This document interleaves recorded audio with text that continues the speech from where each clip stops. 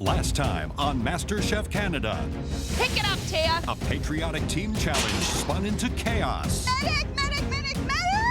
And a pressure test. What happened to the salt? I forgot the salt. Dashed Kimberly's MasterChef dream. Tonight, a team challenge leaves the home cooks in the dark. Blindfolded. Testing their top 10 palettes. Ew. And a champion returns. Mary Berg. Hi, everybody. For a game-changing elimination. Is this a joke?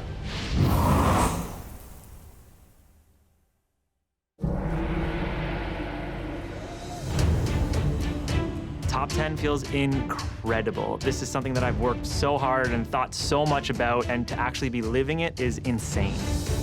At 22 years old, this competition has shaped my future. I want to pursue a career in food, one step closer.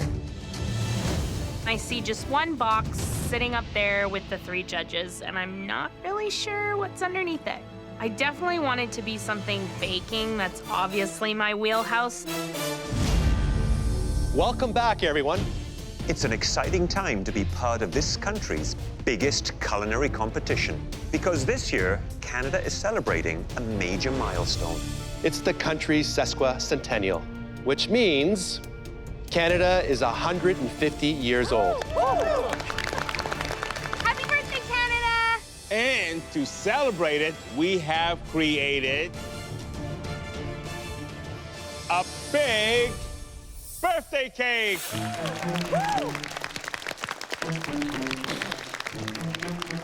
This is, I think, the biggest cake I've ever seen. This cake has 4 delicious layers and 3 layers of icing. Each one a different flavor. And we want you to replicate it.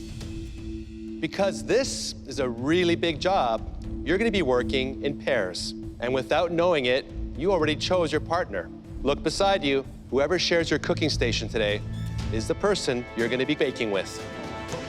Baking is my absolute weakness. I'm hoping May is more experienced than me in this. Bring it in. Bring it in. I'm actually pretty thrilled to be paired up with Miranda because she's a strong baker.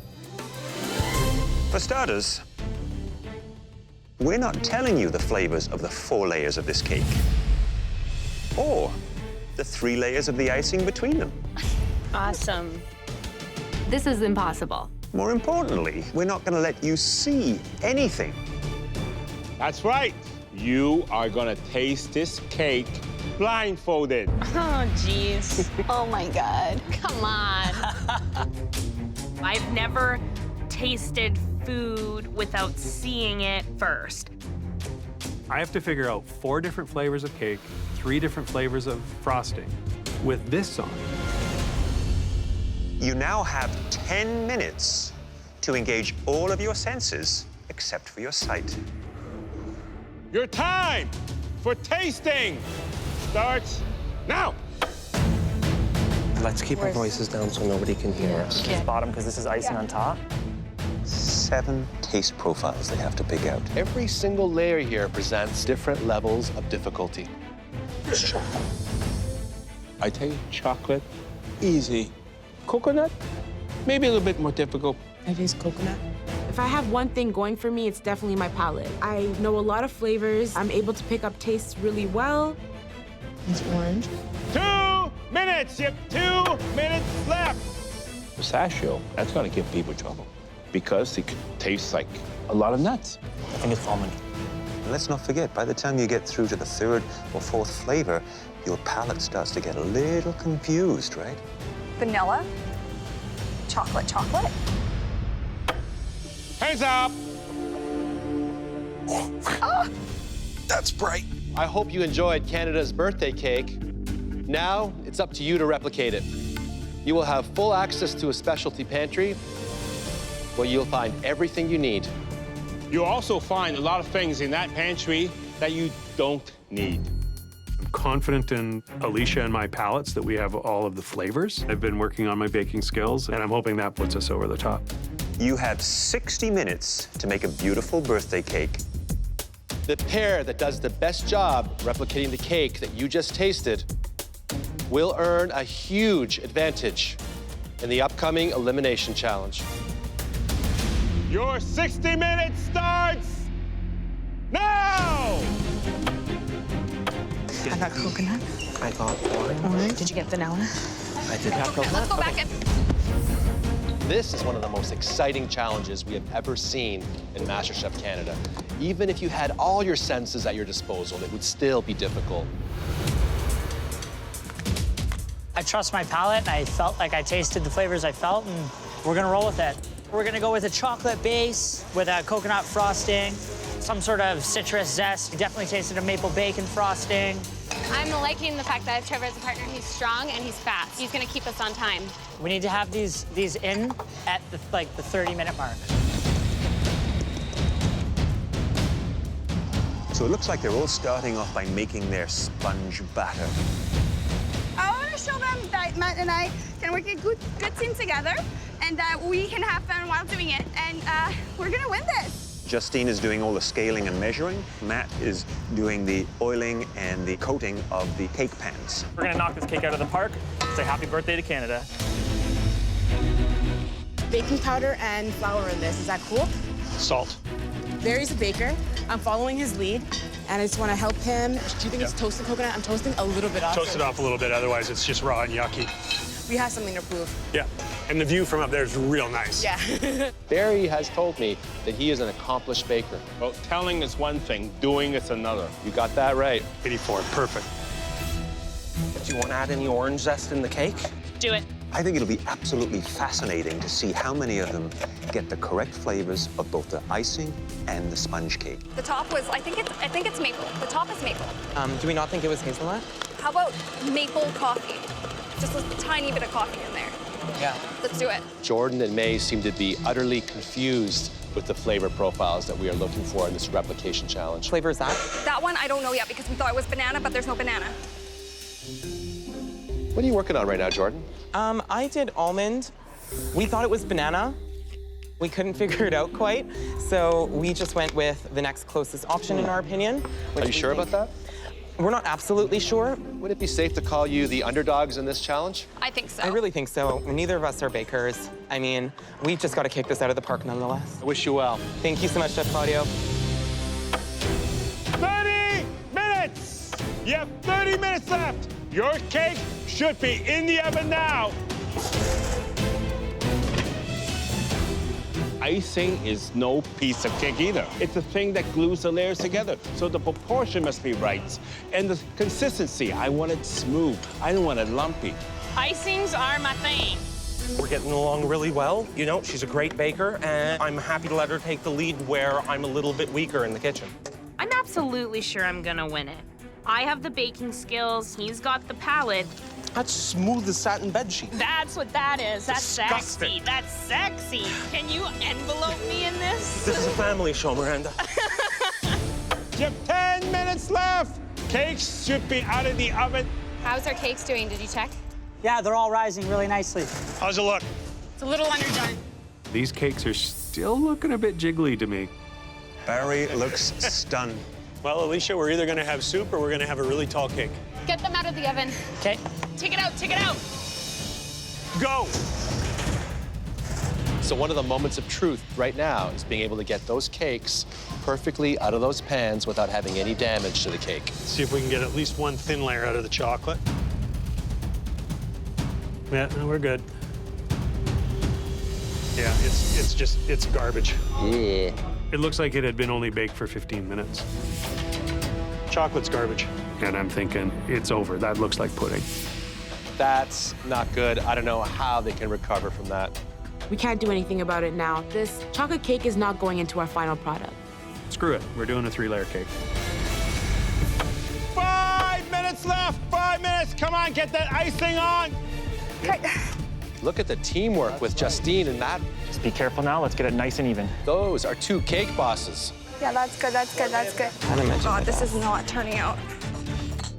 Our cake is kind of slanted, not all the pieces are even. May and Jordan, look at the icing. It's way too thick. Oh, this is a true disaster. Yes. 1 minute, you have 1 minute left. Get all the icing on. Spread, spread. Okay, leave it, don't touch it. 10, 9, 8, 7, 6, 5, 4, 3, 2, 1. Hands up!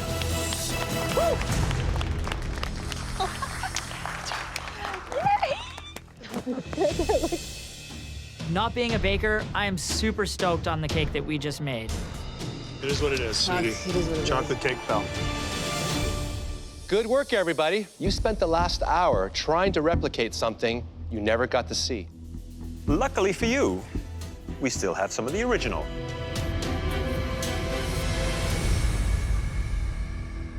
Visually, I'm pretty confident.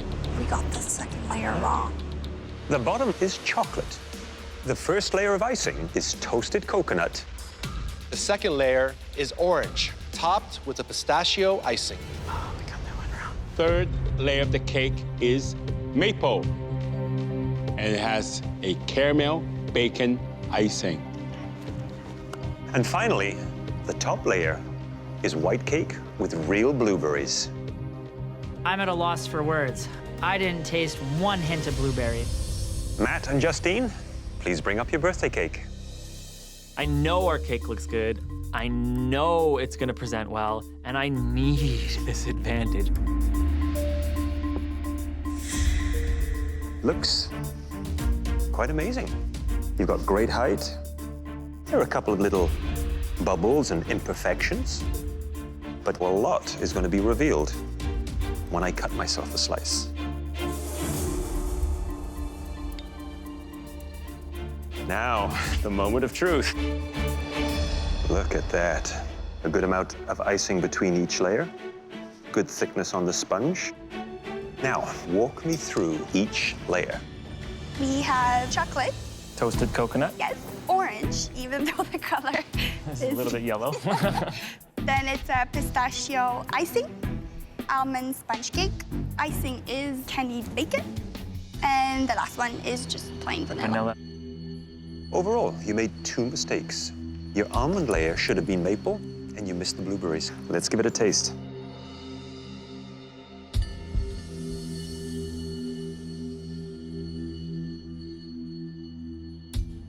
Tastes delicious. Thank you. That orange is subtle enough that it just sort of comes into play. And then who doesn't love a good old-fashioned chocolate cake? Lovely, well done. Thank you. Thank you. I'm really feeling good. We hit 85% of those flavors. Miranda and Aaron, please bring up your birthday cake. I know there's a few appearance flaws with it, but I'm walking up with confidence. I think, you know, you got the shape right, but what's inside?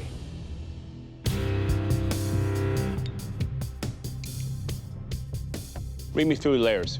First layer is chocolate with a toasted coconut icing, orange cake, hazelnut frosting, a lemon cake with a maple almond, and then the white vanilla cake on top.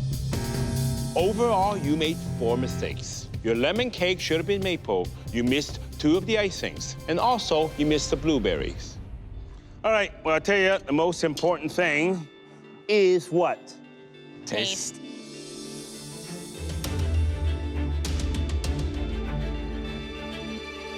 Nice taste on the chocolate. Very, very delicate, you know, chocolatey. I can sense that essence of coconut. You got that right. You two can bake. Barry and Alicia, please bring up your birthday cake. This is so ugly, and I'm so embarrassed that I have to show this to the judges.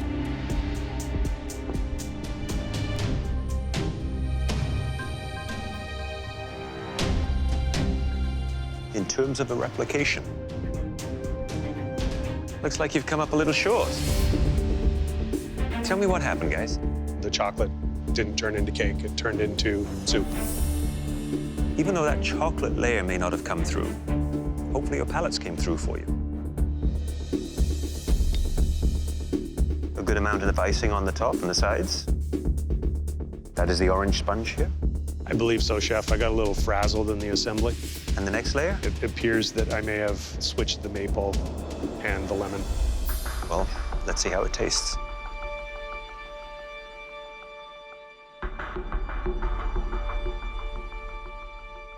It seems to me that the multiple layers and the details of this challenge may have gotten the better of you.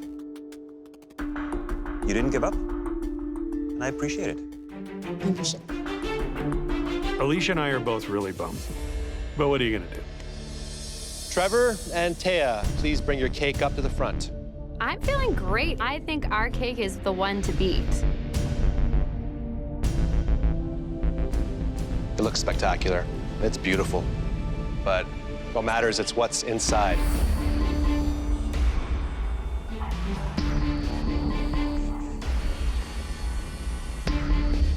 This is the coconut, obviously? Yes. And what is the icing in between here? We did maple. Maple? And you know that should have been pistachio, right? Yes. Which flavor is this cake here? Maple. Wow, bang on. A few little missteps. You had maple icing instead of pistachio, and you missed the blueberries.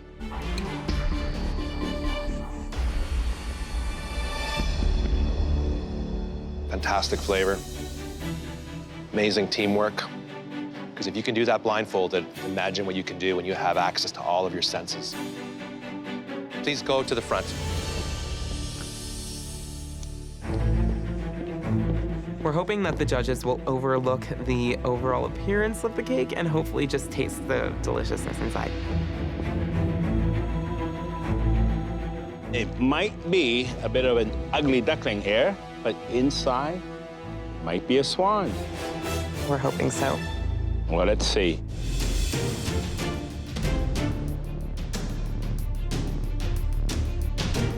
Wow, look at that. It is actually a very happy-looking cake.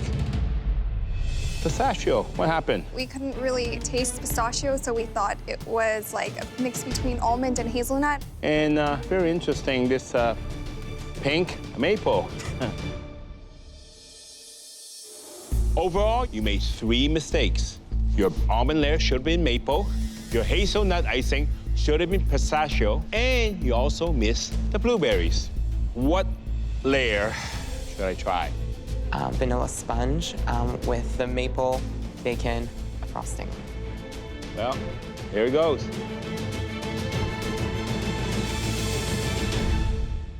It's delicious.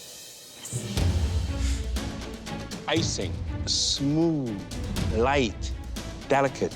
I get the maple, I get the bacon, I get everything. Cake, moist, airy. Next time, just make sure you get it nicer looking. Although we didn't nail the replication, our flavors in our cake were still delicious nonetheless. This was not an easy task, was it? No, chef. We really have to chew this one over, so please excuse us. That was one of the toughest challenges we've ever seen here. I agree.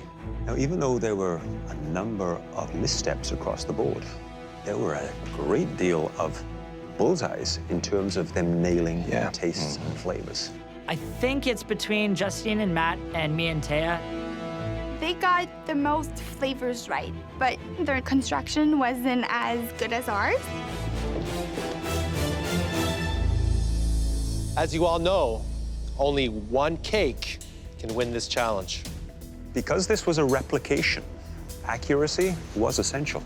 We went on to consider taste, structure, and of course, beauty. The home cooks that made the best cake were Matt and Justine.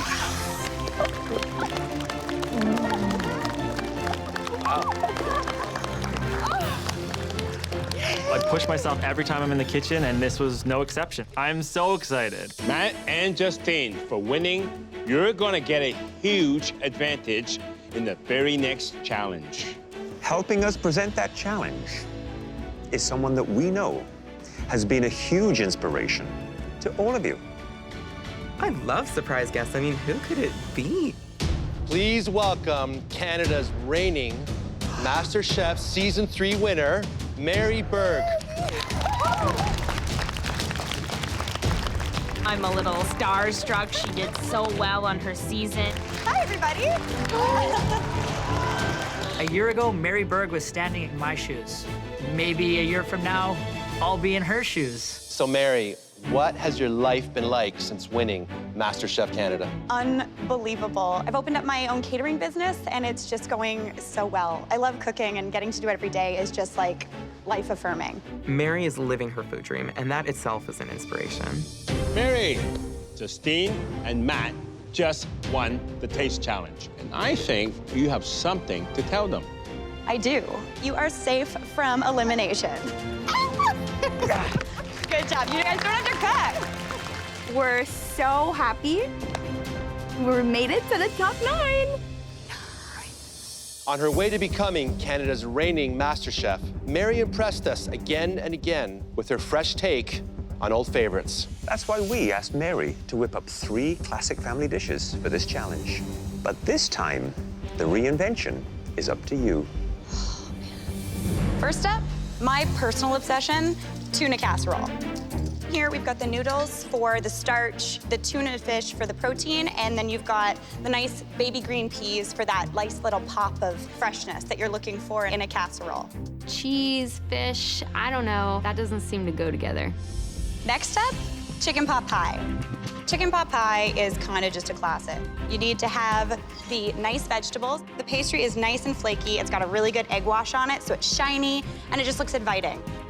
I have no worries about making chicken pot pie. Last but not least, a traditional shepherd's pie. This is the classic English version, made with lamb as opposed to ground beef. My family absolutely loves lamb, and they love this classic winter comfort food. I'm using all of my mind power to give me shepherd's pie. Justine and Matt, your fellow home cooks, will have to turn one of these homespun classic dishes into an elevated MasterChef Canada worthy dish. And you get to decide which dish they all have to cook. Out of the 3 dishes, I'm definitely hoping they don't choose the tuna casserole. I can work with the other 2. As much as I sweat in the kitchen, I want to try and see some other people sweat today. I think we're gonna go with the tuna casserole. There hasn't been much fish done in this competition yet, so the tuna casserole's probably going to be a bit of a curveball. Are you ready to follow Mary's footsteps and blow us away with your creativity? Yes, Chef! Your time starts now! The home cooks now have 45 minutes to put an elevated twist on Mary's tuna casserole. The judges have yet to see my repertoire. I think that I'm so good at creating really complex, unique flavors. I'm looking for miso. Mirin, yes. Comfort home cooking will never go out of style. Often, dishes that are simple are perfect dishes to elevate. So if I had to cook a dish like this, I would be doing my spin on a vitello tonata. Wonderful smoked tuna, tomato sauce on the bottom, lovely little light fluffy pasta sheet, a bit of lemon to it, light, fresh, and tasty. My sort of MO is doing classics with a twist. I'm gonna try and get a pea velouté done with some tortellini stuffed with celery puree and some seared tuna. When I think tuna, I think the Mediterranean and I think sushi. And I can't make sushi, so I'm going Mediterranean. I think I've barely scratched the surface of what I have to show. What is it about that tuna casserole that could trip up these home cooks? In a tuna casserole, it's often canned tuna. It's also a strange combination. You have cream and fish and cheese and noodles. There's so many things going into it that don't make sense together. Hot, hot, hot. So many things going on. Ah. I've never had tuna casserole before. I have to elevate into something more modern. We're just making some sort of mixture here. I'm trying to wrap my head around cheese and tuna, so I decide to just put them together quite literally and hope for the best. This looks so interesting. I decided to do a Asian twist on the tuna noodle casserole. I've never had tuna casserole. I've only ever had tuna from the can. Today I'm gonna be bringing in my unicorn power so that I can cook with love and rainbows. I'm actually gonna crust my tuna steak with chopped up almonds and black sesame. Chopping so fun, chopping so fun. I love chopping, yeah, yeah, yeah. I'm making a deconstructed tuna casserole because it's going to showcase my strong ability to make pasta. I've made handmade pasta more than I can count. I'd say it's the thing that I'm the best at. I'm going to be using a variety of chilies that isn't necessarily traditional. I feel like I'm one of the stronger competitors here, and I'm going to nail this. Aaron's right underneath us. We can see that he's doing these beautiful pasta from scratch. Aaron, that dough's sexy. Thanks, brother. This competition is the only thing that matters right now. My food dream is to be a restaurateur. I'd really love to own my own joint, and every day that I'm here is a step closer to making that a reality. Hello, hello, hello, hello. Let's go. Jordan! Hi. Tuna casserole, Mary's favorite dish. How are you going to elevate it? I'm gonna take an Asian twist on it.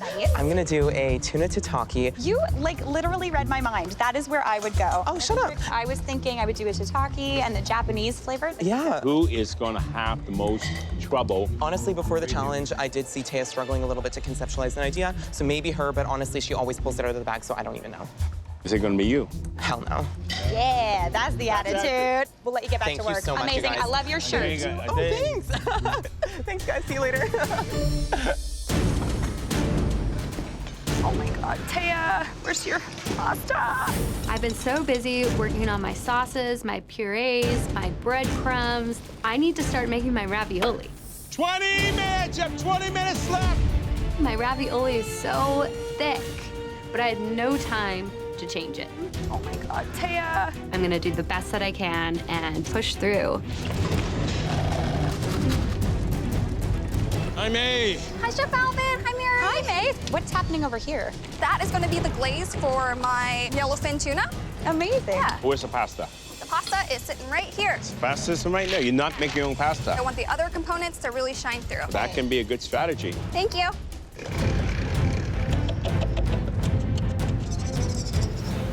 Trevor. Hi, Trevor. Hi. Did you grow up eating tuna casserole? No, I did not, unless it was a microwave version after hockey practice. Can I taste that? Of course. Chili cream sauce with a bit of cheese in it. Some jalapenos, some habaneros. There's some garlic, some shallot, a little bit of olive oil. It's spicy. That's what I'm going for, Mary. And they may overpower something delicate as tuna. Okay. Well, Trevor, you got a lot going on here, so I'm going to let you do it. Thank you very much. I'm doing something that's kind of out of my comfort zone. It's super important that my next dish prove to the judges that I have a lot of potential. 5 minutes! How is this coming along? Let's get this reducing. Oh. Jordan, he has a lot going on. What's that, like, purple thingy? Hopefully this works. I'm gonna be taking purple potato and spiraling it around a wooden spoon to substitute as pasta noodles. Hope I don't set the kitchen on fire. May seems calm. She's keeping to her zone and not running around as much as really anybody else. Trevor seems like a confident dude, and I think that's a great thing, but that can only take you so far in this kitchen. The cream sauce was tasty, but quite spicy. I'm not sure how that plate's gonna come together. Woo, perfect. I am doing the best that I can. 1 minute! You have 1 minute to make beautiful plates! Wow, they are all cutting it close. Go, guys. Let's go! We got less than 20. Come on, guys, you can do it! Come on, get it together.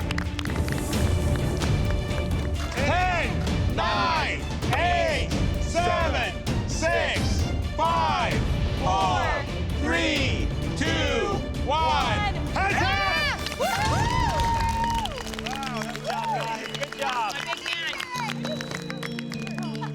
I'm really excited to finally show something that I'm proud of to the judges.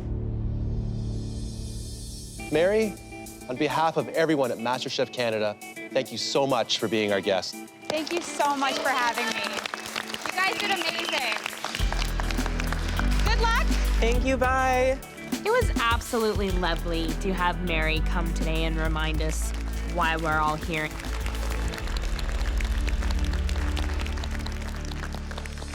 Before we taste, We have one more piece of business to take care of. Matt and Justine can save one of you. I had this great idea to elevate the tuna casserole and save me, throw me a bone, please. They shouldn't save me. I want the judges to see my dish. I think my dish is gorgeous. We choose Taya. Thank you guys so much. Justine and I both know that Taya has cooked in every single cook, and she deserves a break. Thank you so much. Miranda, please bring up your dish. Everything on that plate I've never worked with before, so I think this dish has balls just like me. It's an albacore tuna encrusted with black sesame and toasted almond. So, an Asian-inspired version of tuna casserole. Yes, chef.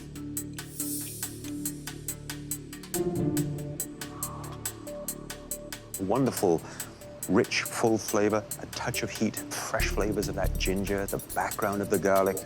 It's lovely. I think it could have done with a few more of the peas snaps to add just a touch more crunch to it. Were you happy with the way the tuna turned out? Yeah, I think I got a good sear.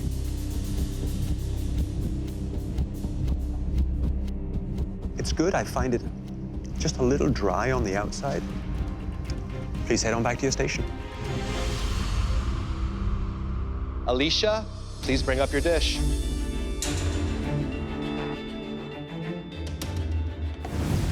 It's a seared tuna and gnocchi with confit garlic. I can actually see every element of the classic tuna casserole dish, but you've transformed it into something that is so relevant looking. I mean, it looks like a modern version. Thank you.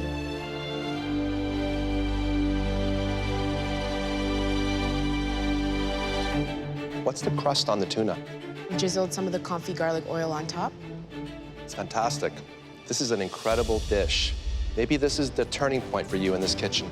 Thank you. At this point, I'm thinking that this could be a winning dish. Trevor! So I have a seared albacore tuna, habanero cream sauce, and a handmade pasta. It's beautiful. It's visually stunning. It's a nice cook on the tuna. You kept it rare. You have a nice sear on it. Pasta, the consistency, and the thickness. Very nice.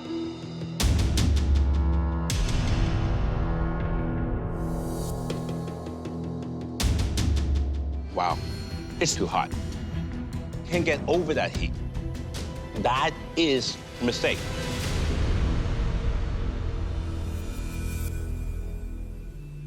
You know, from the outside, you seem like a very, almost arrogant. But I think on the inside, you're terrified. I really feel that.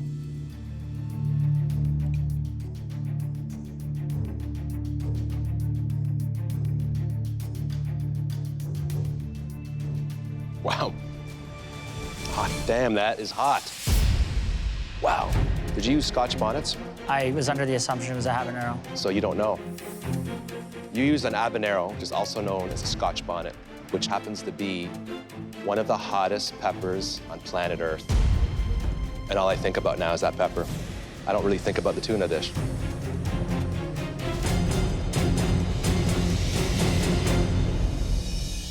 Aaron, bring up your dish. It's our tuna satake with celery root tortelloni with mint and pea velouté. It's very sophisticated. It's intelligent.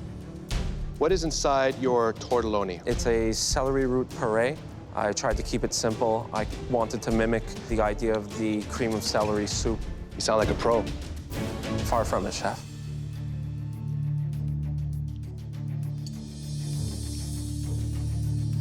You've just created the best dish I've had in 4 seasons. It's amazing. It's extraordinary praise, chef. There's nothing wrong with it. It's amazing. That sauce, it just pops with flavor. Your tortelloni are perfect, perfectly cooked. You can tell they're handmade. What a shame it would be if you don't quit the job that you have now and become a chef. It'd be a real shame.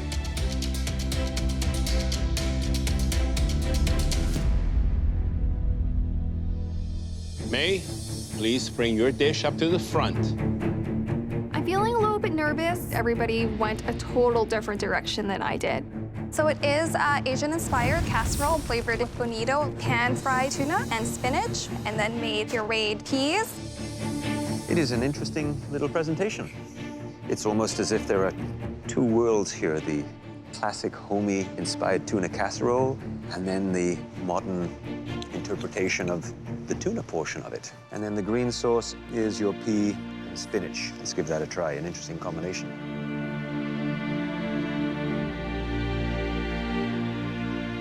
Very rich and savory. Again, a nice savory background, has that little creaminess from the cream sauce. It's a nice nod to the tuna casserole. Thank you. Jordan, please bring up your dish. I want to do this because I want to show the judges that I can create elevated food. I don't want to just take something and make a casserole in a really boring, lame way. This is a tuna tataki with a Japanese-inspired velouté with a toasted cashew sand and taro swirls with a pea and lemon puree. You know the problem here, Jordan? You were asked to elevate the tuna casserole. I mean, this is, to me, more of a simplification. And I eat this right away. You know why? Before it all evaporates.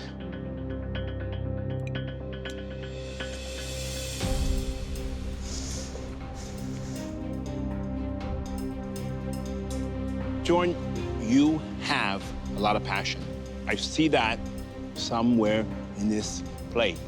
But you dropped quite a few things. You dropped the noodles, you dropped the cheese. That's the problems. There are some beautiful tasting elements in there, but you were asked to elevate a tuna casserole, not just tuna. Yes. That may cost you.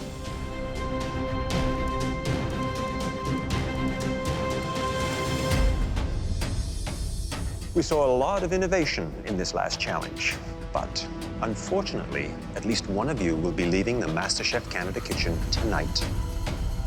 So if you please excuse us, we need to chat. Wow, there was some incredible dishes. But also a couple very weak ones. We had the full gambit. There was overreaching, there was complexity, there were some disastrous elements on plates, there were things that shouldn't have been there. I gave the judges a dish that ultimately they didn't like, so I'm feeling pretty down on myself. I know that this isn't my best dish, but there are some redeeming qualities that the judges did point out. It's a shame, but for one of these home cooks, their journey's going to end. Let's go tell them. Let's go. Well, you really managed to elevate a very humble dish. And that forced us to get very picky in our assessments. The best dish of the night was Aaron's. That dish just blew me away. I've had fire in my eyes since I got here. I'm winning this competition. And the second best dish of the night was made by a home cook who's not flying under the radar anymore. Congratulations, Alicia.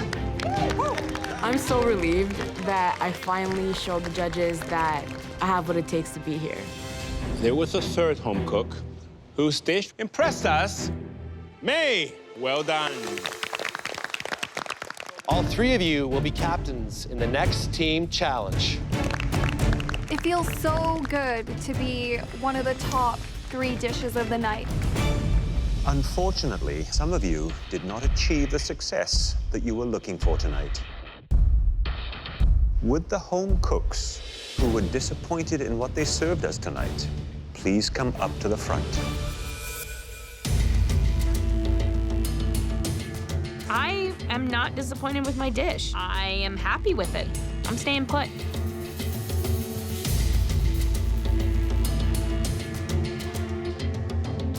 Honestly, I think it's pretty clear that I have the worst critique. They didn't like my dish. I owe it to myself and to the judges to walk up there.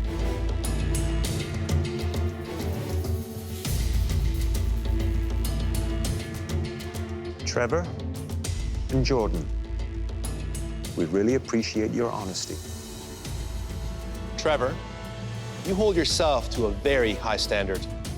Yes, chef. And tonight, you didn't reach it. Well, your dish was too hot. It had many redeeming features. You're safe. Go back to your station. Thank you, chef. Jordan, we know that you were deeply disappointed with your dish. And sadly, so were we. And there's absolutely no doubt in our minds that you have more to offer. Please leave here with your head held high. We can't wait to see where you go from here. Now come on up and say your goodbyes. I am so proud of myself. I am so happy that I have competed in this competition. Don't you ever stop cooking. It's in your heart. This competition has reaffirmed that I want to pursue a career in food, and that is the only path I'm gonna take in life. At 22 years old, I am one of the top 10 home cooks in this country. That in itself is an accomplishment. Next time, a punishing team challenge forces the home cooks to go full throttle. Oh, you hear that, guys? Hear those bikes? The bikers are arriving! And pushes the top 9 into high gear. Bun, Sperry, bun! I'm freaking out. Now it's getting intense here. This is a nightmare.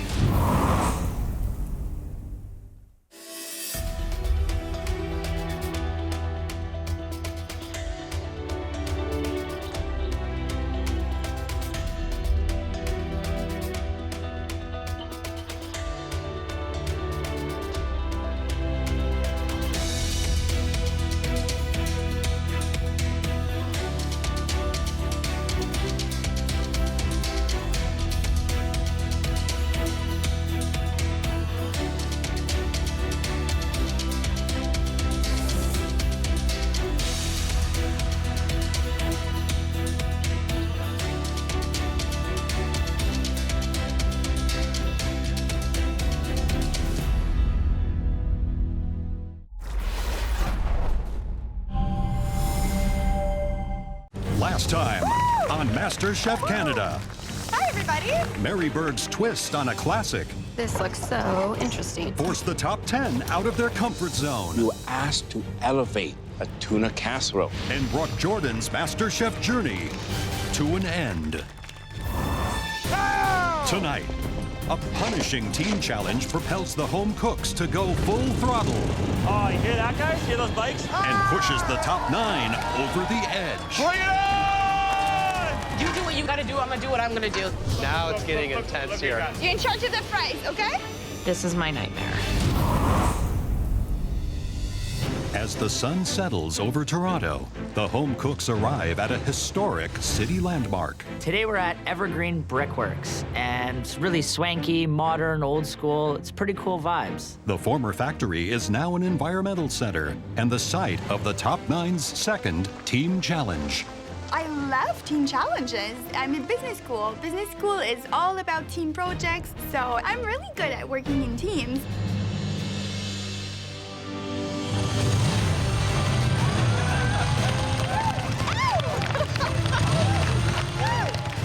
I love motorcycles. I love riding motorcycles. I can't ride myself, so I'm the passenger.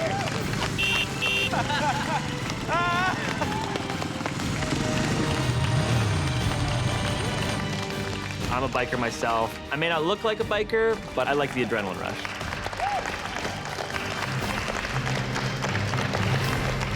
Wow. Good morning, home cooks. Morning, chef. Do we know how to make an entrance for what? If you like motorcycles as much as I do, this is your lucky day.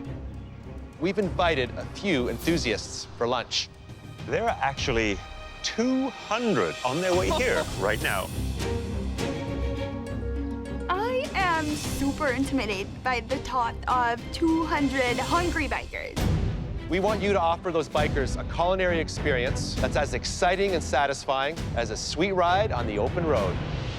We think the best way to do that is with a creative spin on the most popular roadside meal of all, burgers and fries. No burgers, I make them at home all the time. Any team is gonna be lucky to have me. People see me as this guy that only does fine dining. I love a good burger and fries. These bikers are worthy of your very best. Many of them are involved in a charity called Ride for Sight, which raises millions of dollars for the visually impaired. I think that's really cool. Today, we're dividing you into 3 teams. Each team will have their own beautifully appointed pantry, stocked with everything that you need, including a variety of ground meats. We're also looking for innovative toppings and fries that are crisp and creatively seasoned.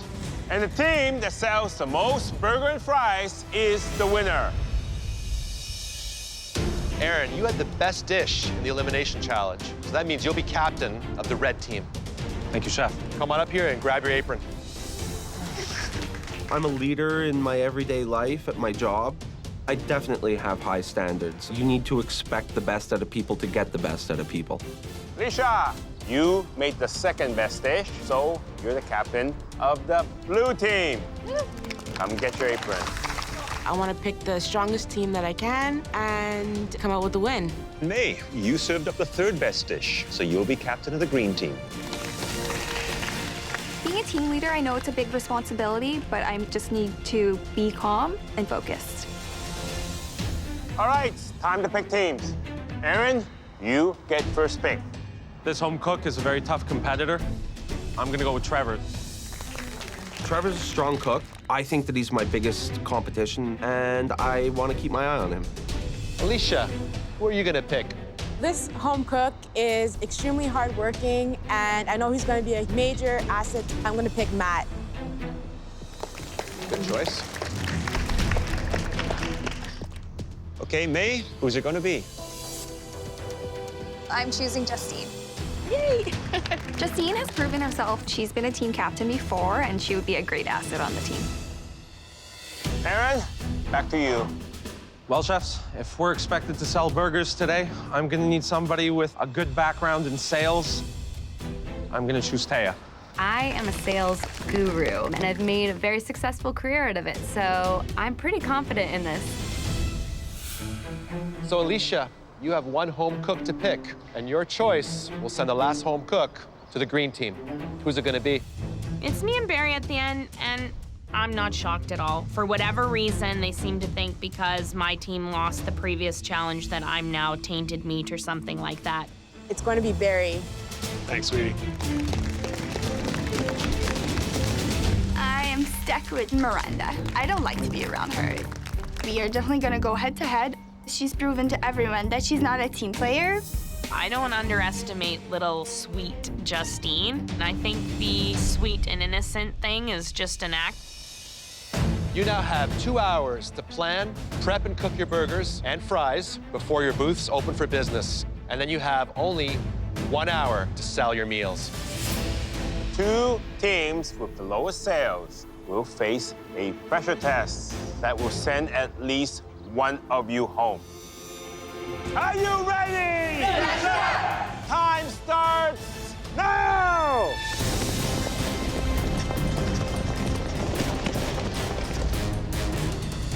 We can do maybe like a beef and pork burger. I want grated cheddar in the burger, so there's cheese in the burger. And then I was thinking like Cajun fries. That's amazing, Matt. Burgers and fries isn't really my forte, so I need to bring some bold flavors to this. I want to make sure I have a hand in all the seasoning, guys, and then guys, we have to taste as we go. I would like to make a burger from the chuck. I don't like fancy burgers. The burger has to be a burger. I don't want any burgers pre-seasoned because I don't want it to bleed out. I've never heard of making beef patties that aren't seasoned, but that's how we're doing it. Iceberg lettuce. I don't want anything else. I want pork and ground biscuit. For the fries, I'm gonna do lemon zest, I'm gonna do salt, garlic. I'm feeling pretty confident because I know with a good plan, we can win. I'll start mixing the meat, and you can help Miranda with blanching and cutting the fries. Perfect. 1, 2, 3, red! Team blue! With just 2 hours before their stands open for business, the teams start prepping their burgers. This is how I do it at home, just not this much. Oh yeah, my arms are beginning to work out. The first thing that comes to mind for me with a burger is big, juicy, and flavorful. Yes, but we want to see something creative. This can't be your everyday burger.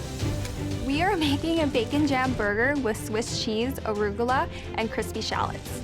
I like my burgers with a lot of added flavor components. I put some soy sauce, some Dijon, some mayonnaise to get some moisture. Delicious. I'm putting a little bit of cayenne powder. Tie it in with the fries. Yeah, exactly. We're doing a burger with ground chuck, ground pork. It's gonna be spicy. It's gonna have bacon. It's gonna have cheese in the burger ground up. It's just gonna have this melty explosion of flavors. You know, when you got good quality beef, I don't see the point of sticking all kinds of junk in it. We are making a beef burger with some bacon and pimento cheese, minimal toppings. This whole monkey business about a fancy hamburger, not my thing. Come on, guys, let's go, let's go, let's go. In this challenge, leadership is critical. Is that good for you?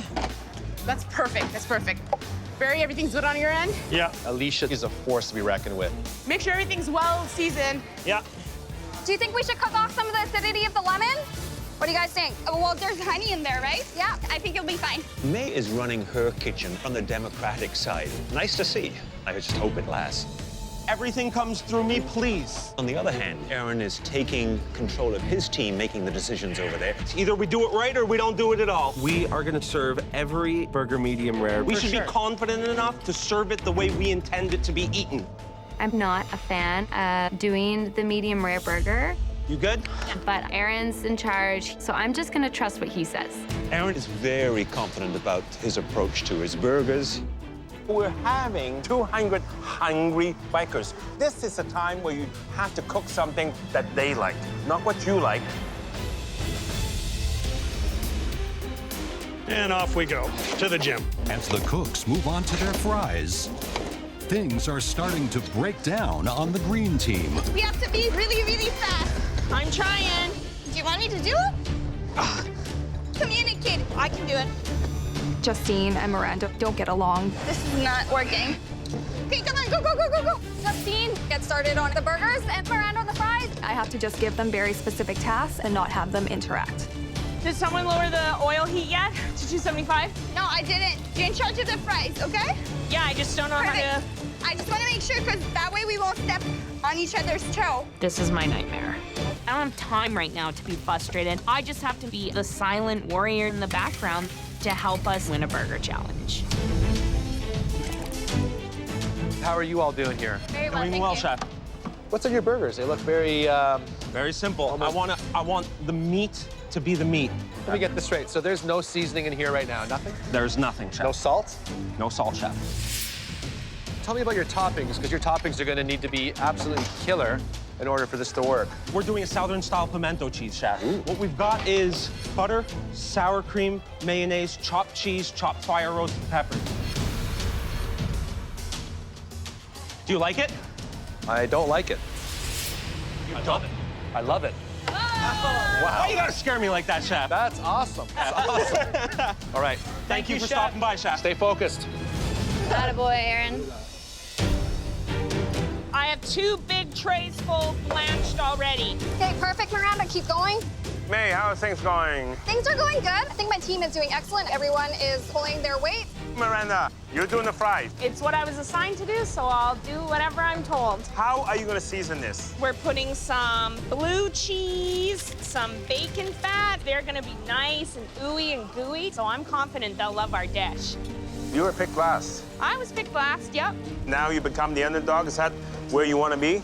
I don't think I am the underdog. The art of war is when you're strong, appear weak, so it'll work for me. Deadly warrior.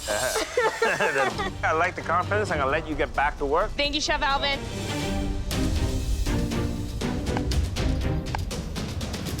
Hello, Chef Claudia. What is happening here? We're just starting, and we have a lot of fat in these burgers because we're doing pork in them, so we want to give them a nice sear and then finish on the grill. What is this right here? We have the cheddar cheese in the burger. Just take a little look here. Yes. That's not the color that we're looking for. You know why that's happening, right? Cheese. The cheese. The cheese will burn. Did you already mix your cheese with all your burger meat? Yes, yes, yes. So you're at the point of no return. We can't afford to have any burgers burn, or we're gonna be looking at a problem. Matt, watch out. Make sure they're not overdone, please. 10 minutes. You have 10 minutes left. Oh, you hear that, guys? Hear those bikes? Home cooks, the bikers are arriving. Oh my God! Oh my God, they're coming in! Riders on the storm. Now it's getting intense here. They do look a little bit hungry. I'm extremely worried about time. We have to get these burgers out right now. We gotta get an assembly line going. We got enough prep. Let's go, guys. I want to start assembling, okay? Yeah, just let me get these done and then I'll come help. You know, this is about sales. That's what's going to count in the end in winning. The more burgers you can pump out in that 1 hour, the greater chance of driving your sales to the top. I'll just pass you the burgers when they're done. By the time service begins, we want a lot of plates built. We don't want them to wait. 2 minutes. We're gonna roll restaurant style and put quality before quantity. I don't want to pile up 30, 40 burgers. I want every customer to get a hot burger made to order. Aaron and the red team, they're way behind time. They don't know what's coming. The worst thing that can happen is all 3 of us go and flip patties. I don't want to flip patties today. Is everybody on track? Yeah. Beautiful. Guys, we got this. Let's go. We're the burger babes. Burger babes. 10, 9, 8, 7, 6, 5, 4, 3, 2, 1. Bring it on!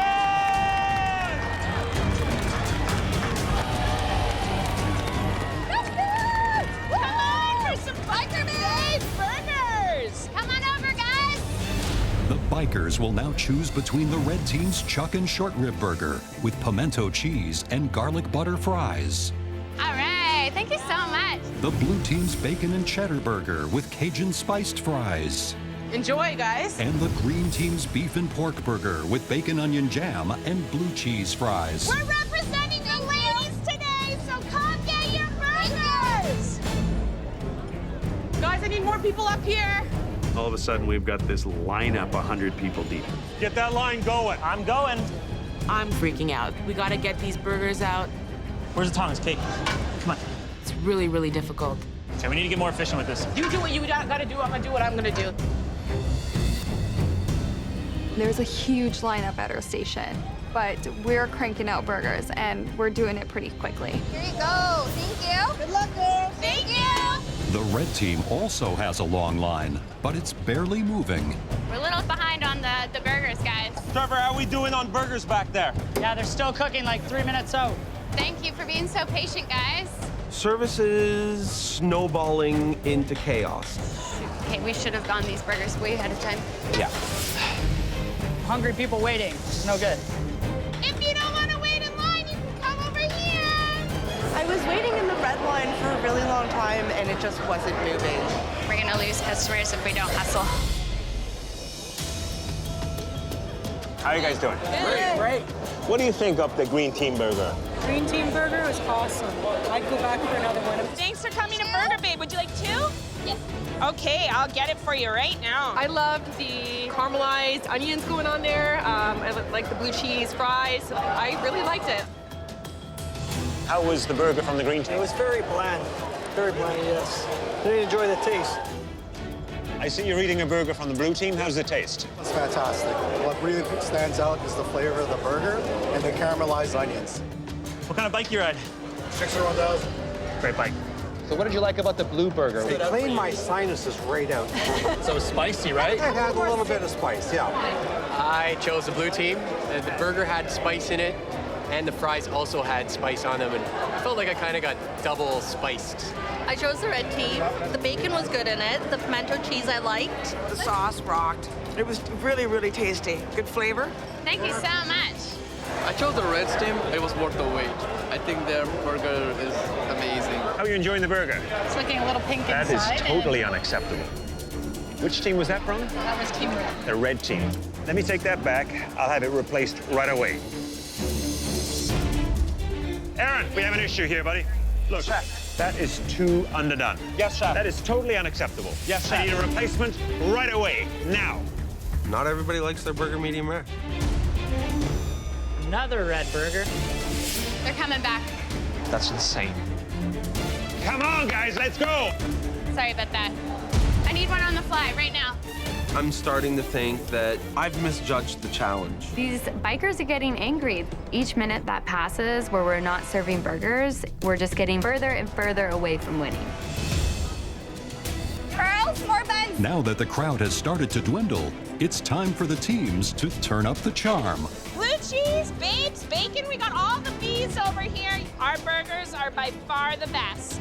Miranda is really working the crowd. I really think Miranda redeemed herself. She showed us that she was a team player. Representing the ladies. You're back. I love you. I love you. Towards the end of the service, we have happy repeat customers. She's back for her second and third. Second and third? Hell yeah. We feel amazing. Alicia, we're crushing this. I know. All right, guys, it's the final push. I am just trying to keep everyone in my lineup entertained. I can do a dance. Taya is saving our asses. Go Team Red! Guys, anyone want some more burgers? Blue team, green team, red team. Service is over.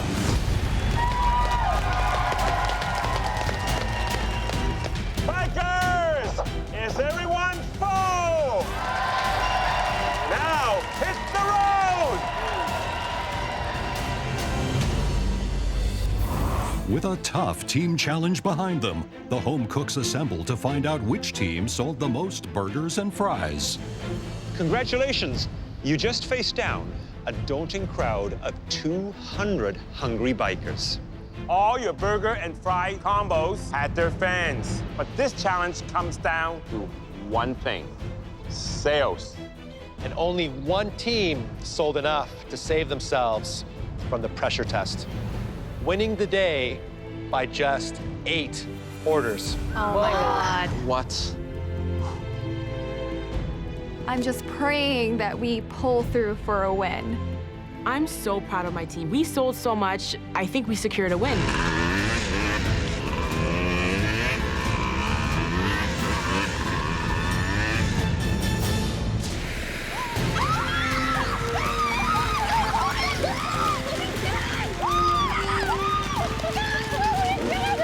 It feels so amazing to win. I can lead a winning team. Congratulations, green team. You sold the most burgers and fries, and you're all safe from elimination. It feels incredible. The rest of you, you worked really hard, but it wasn't quite enough to save you from tomorrow's pressure test.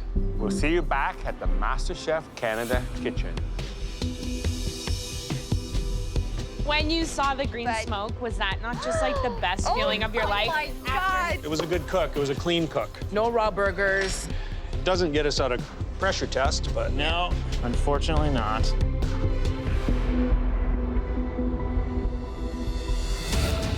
It's the day after the team challenge, and the home cooks return to the MasterChef Canada kitchen. This is going to be my first pressure test. Nervous as hell. I'm not looking forward to this at all. I have yet to cook in a pressure test, but I'm prepared to do so. Bring it on. It feels really great to be able to just go straight up to the gallery. I know how it feels like to cook in the pressure test, and it's not fun. Welcome back, everybody. That was an exhausting challenge. You all fed 200 bikers. Well done, great job. Green team, you did an incredible job. The speed at which you got your burger and fries out was really impressive. Thank you. Well deserving. One team lost by only 8 orders. And that team was the blue team. Red team, you lost by 35 orders.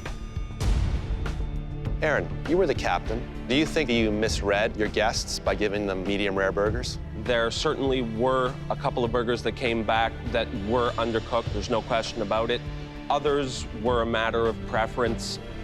As a chef, I love to eat a burger medium rare. If I serve burgers medium rare in my restaurant, I will have them come back time and time and time again. So, Aaron, if you have the chance to save yourself, will you take it? Yes, Chef, I would. Before I left home, I promised my wife that if given the opportunity to secure myself in this competition, that I wouldn't give that up. Pride doesn't pay my bills.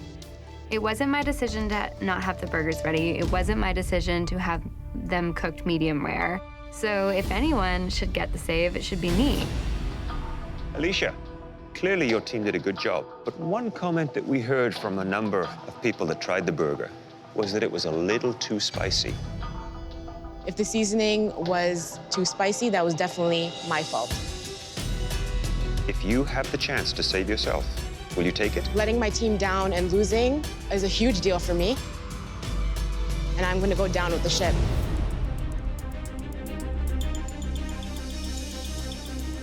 Alicia and Aaron, the team captains, often face the very difficult decision of whether to save themselves or not. Tonight, your whole team will decide who to save.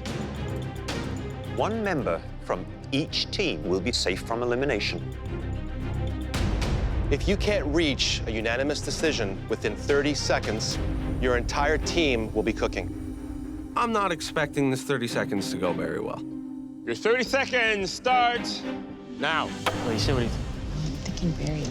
What do you think? I mean, obviously, I want to be safe. I know. I'd go captain's call. It's a lot of pressure. I'm fine cooking. It's between you two. I'm just like scared that I may go. We gotta make a decision, otherwise all three of us cook. Time's up. That's tough. Okay, blue team, who is not going to be competing in this pressure test? Chefs, I'm going to save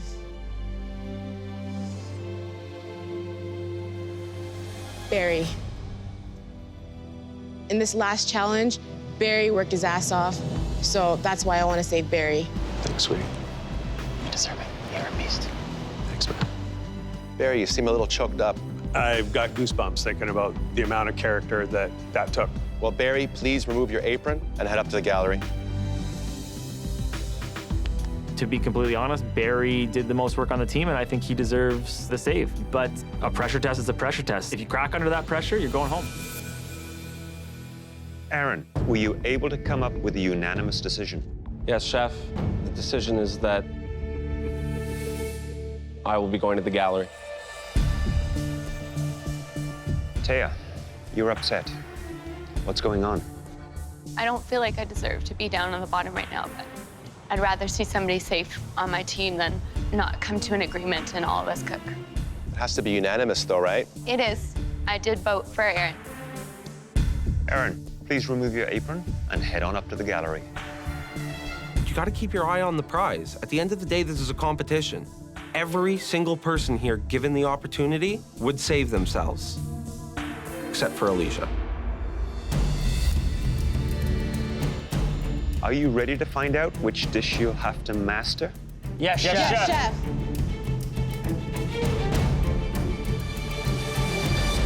A classic French millefeuille. Baking. Not again. I didn't even know how to pronounce millefeuille until today. Never eaten it, never ordered it, never seen it made. No, no, no, no, no. The secret to this stunning dessert is finding the balance between several components. First, 3 layers of a puff pastry that is both light and crispy with a rich, buttery taste. Second, 2 layers of smooth pistachio cream and fresh raspberries. And then to top it all off, a sweet stripe of raspberry coulis and icing sugar. You're going to have to personalize your own millefeuille with the flavors of your choice. Now, please head back to your stations. This is culinary warfare, but I'm gonna do my absolute best, and I'm gonna push it as hard as I can. It's really anyone's game because Trevor isn't confident with baking, Alicia isn't confident with baking, and neither is Matt, so it might be good for me. At your stations, you'll find everything you need to create this delicious French dessert. You only have 45 minutes. After we taste, one home cook will be leaving us. Are you ready? Yes, Chef! Time starts now!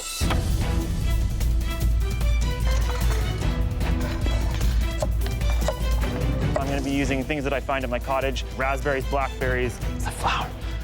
I'm gonna be making passion fruit pastry cream with some toasted coconuts and almonds. I got this. The first thing they need to do is start to make their pastry. Put the dry ingredients together, sift flour, a little pinch of salt. Then they will add their butter, which has been cut into cubes, cold. So cold.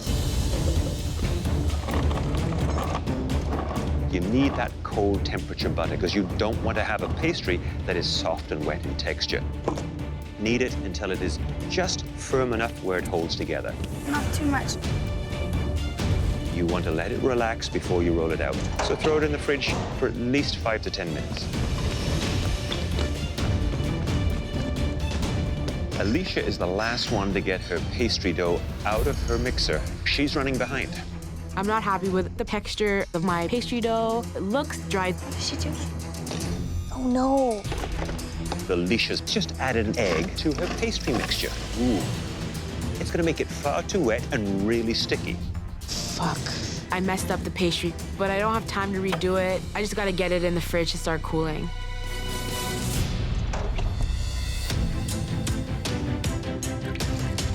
So there's so many different ways of making pastry cream. The method that they're using in this particular challenge is the cornstarch version because it's fast. Come on, you can do it. Bring it to a gentle simmer, add the cornstarch, keep stirring and whisking until it thickens to that perfect pastry cream consistency. Whisk. To stand out, I'm gonna do 2 different types of pastry cream. Hey, how are you doing? I'm doing pretty good, I think, for time. I just want to make sure I bang my flavors out. So what are those flavors? I'm going to do an almond pastry cream and lemon as well. You got 2 separate pastry cream. Yes, chef.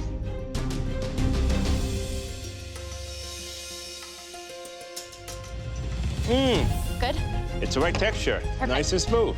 Make sure you get all the flavors right. And at the end of the day, Taya, you cooked a lot and you have surprised us a lot. I'm going to keep doing it, chef. That's it, that's the attitude. Thank you. I want to do something a little bit different. So I see the matcha powder. I'm being very careful with the amount I'm adding into my pastry cream. I don't want to overpower the dish. Trevor? Hey, chef, how you doing? I'm well. More importantly, how are you? Very stressed out. Why are you stressed out? I'm not a baker, man. This is hard for me. How are you going to customize this millefeuille? So I'm gonna do a matcha pastry cream with a blueberry reduction. Blueberries, green tea.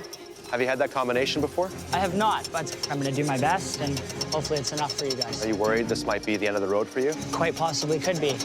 I hope not, though. Well, time is of the essence, so I'll leave you to it. Thank you, chef.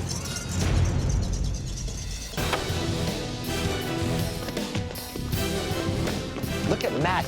He's got that hustle on. Feeling pretty good about the pastry dough. It's not overworked. It looks like it's the right consistency. Matt is so fast. Let's do this. Look, look, Matt has got his fighting bandana on.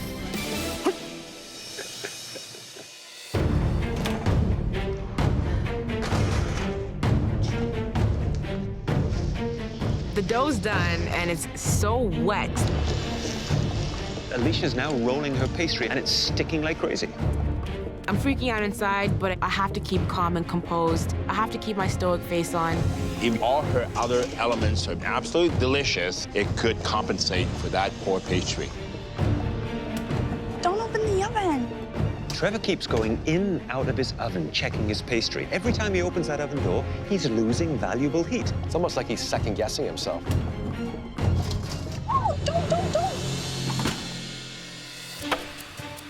You have 5 minutes left, 5 minutes! I'm not happy with how it looks, but I'm hoping I can present something that relatively looks like a millefeuille. You can see Taya piping way down here. My millefeuille is coming along really well. I am assembling it perfectly, and I am in the zone. I am rushing this plating like I've never plated before. This is the fastest plate I've ever put out in my life. 10, 9, 8, 7, 6, 5, 4, 3, 2, 1. Hands up!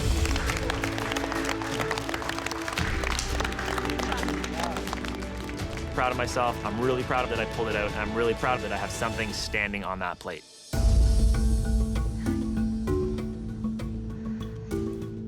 Walk me through your millefeuille. So I have a blackberry millefeuille with almond and lemon, pastry cream, and then I did a raspberry coulis. Overall, it looks pretty decent. You hear that? Yes, chef. That's the right sound. It's crisp.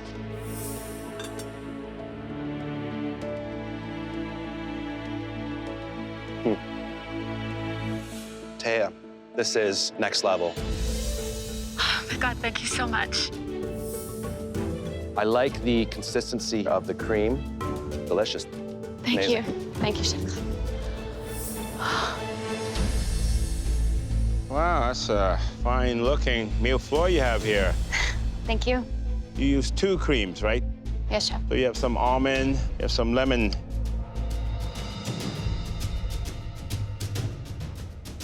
This is wonderful. Thank you so much. You know, I didn't think it would work, the almond and the lemon, but it works together.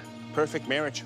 In between, that blackberry, a bit of texture and a bit of freshness. Pastry, very important. You nailed it. You know, you're a little bit down at the beginning. It doesn't feel good always having to cook because you feel like you're at the bottom. I tell you, you're not getting any sympathy point from me. This was not made by an underdog. Every time you cook in this kitchen, you get better. Remember that. Thank you, Chef Alvin. The judges don't think I'm an underdog, so I gotta stop thinking I am. Trevor. Hi, chef. So, what am I supposed to taste? I have a matcha pastry cream with blackberry and a lemon blueberry coulis. I love matcha, so don't disappoint me. I hope not, chef. The matcha, it's just not there. You didn't use enough. Considering the last challenge where I went overboard on one of my ingredients, I kind of wanted to lighten it up a bit. I mean, if this was true matcha cream, this should be green. And that bitterness from the matcha, blending that cream, my mouth waters like the falls just talking about it. Understood, chef. Needs more matcha. Thank you, chef.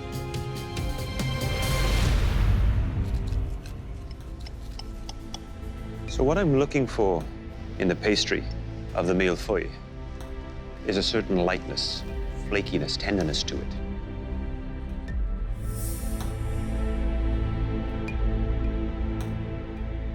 The pastry, overall, is good. It is tender and flaky. It has a richness to it. But there is one flaw. It is a little underdone.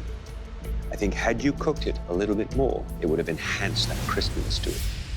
Thank you, Trevor. Hey there, Matt. How you doing, Chef Michael? What are the flavors? I did the berries that my grandmother and I would pick at the cottage. I did a maple pastry cream because we would always have pancakes and things at the cottage. It was all from the heart, and it was all from my family.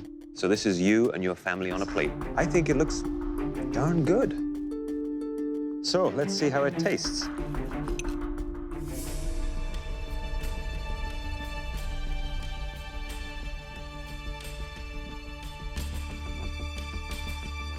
Is your grandmother still around? Yes, my Bobby's still around. She's a big inspiration to me, and she's one of the reasons why I'm here right now. I wish she was here to taste it. It is terrific. Thank you. Thank you. Great pastry, light, flaky, crispy. I like the idea of the nuts. Great little crunch. Good balance. Well done. Thank you, Chef. Keep it up. Alicia. I did a coconut and vanilla bean pastry cream, and then I used pineapple as my fruit, and then I made a passion fruit coulis. And then on top, I have toasted coconut and toasted almond.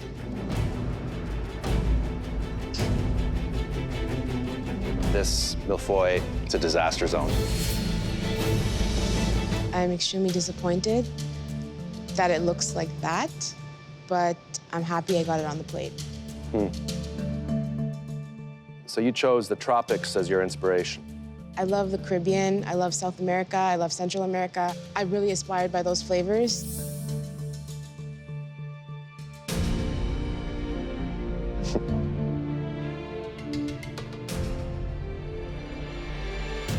That is delicious.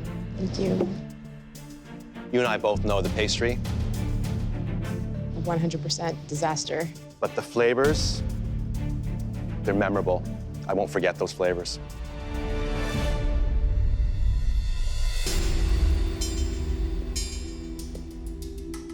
Was there just the tiniest spark of regret that you allow yourself to be in this position? No regrets, Chef Alvin, at all. I like that. I like that toughness. I like that honor.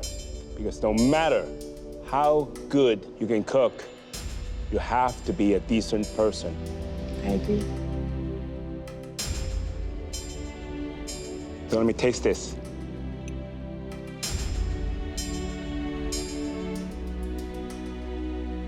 I love the taste. Like that tropical freshness, that exotic flavors coming from the coconuts and the passion fruit. And you cover from a mistake in the pastry with the raw pineapple. It's releasing the juice to soften it. Now, would that be enough to overcome those fundamental flaws from the pastry? I don't know. But I do know that mistakes are there to make you strong. You learn from it. You will become stronger. Thank you.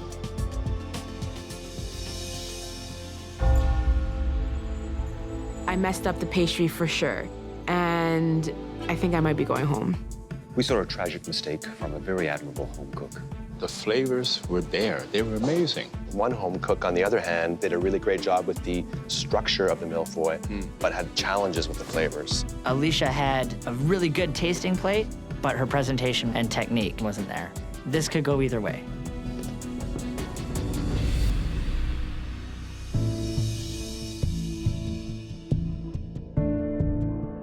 Alicia, please step forward.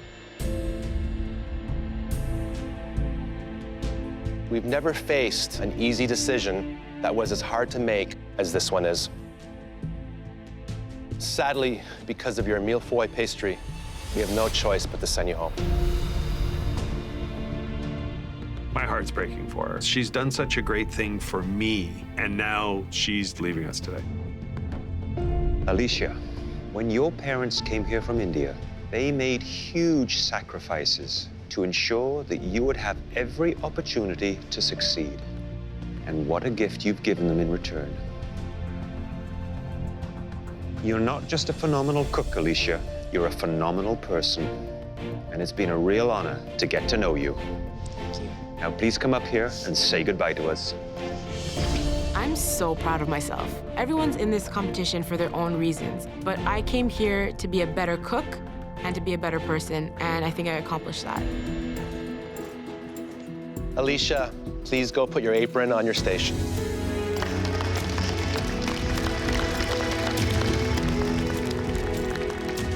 My parents are gonna be beyond proud of me for how I cooked, but even more so of how I composed myself in this competition. Taking off that apron, it's like the journey is over and you kind of don't want it to end, but I'm leaving the competition with just a fire. I just want to cook every day of my life now.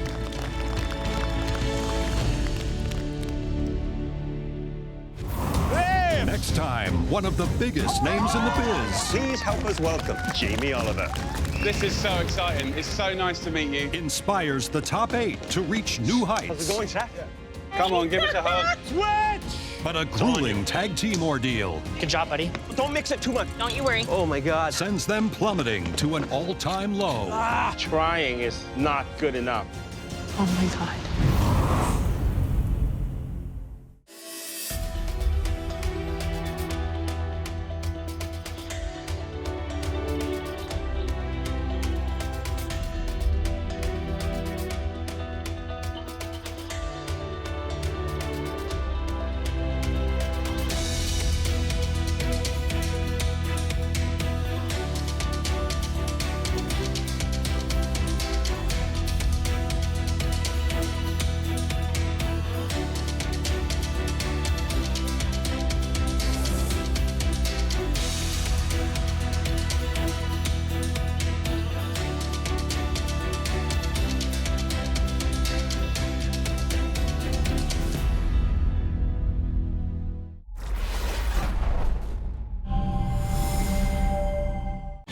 last time on MasterChef Canada. The bikers are arriving! Bring it on! A punishing team challenge forced 4 home cooks into an intense dessert pressure test. This milfoil is a disaster zone. And caused Alicia's culinary dream to crumble. Tonight, one of the biggest names in the biz, Jamie Oliver. This is so exciting. It's so nice to meet you. inspires the top 8 to reach new heights. Come on, give us a hug. Switch! But a grueling tag team ordeal Oh my God. sends some home cooks plummeting. Trying is not good enough.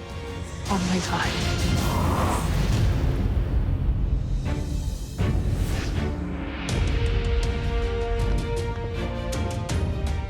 I've won pretty much everything. And people still don't see me as a threat. Yes, I'm bubbly, I'm nice, but bring it on. I came out of the gate with 100% confidence. I still have that confidence, but I haven't wowed the judges yet. This is going to be my time to shine.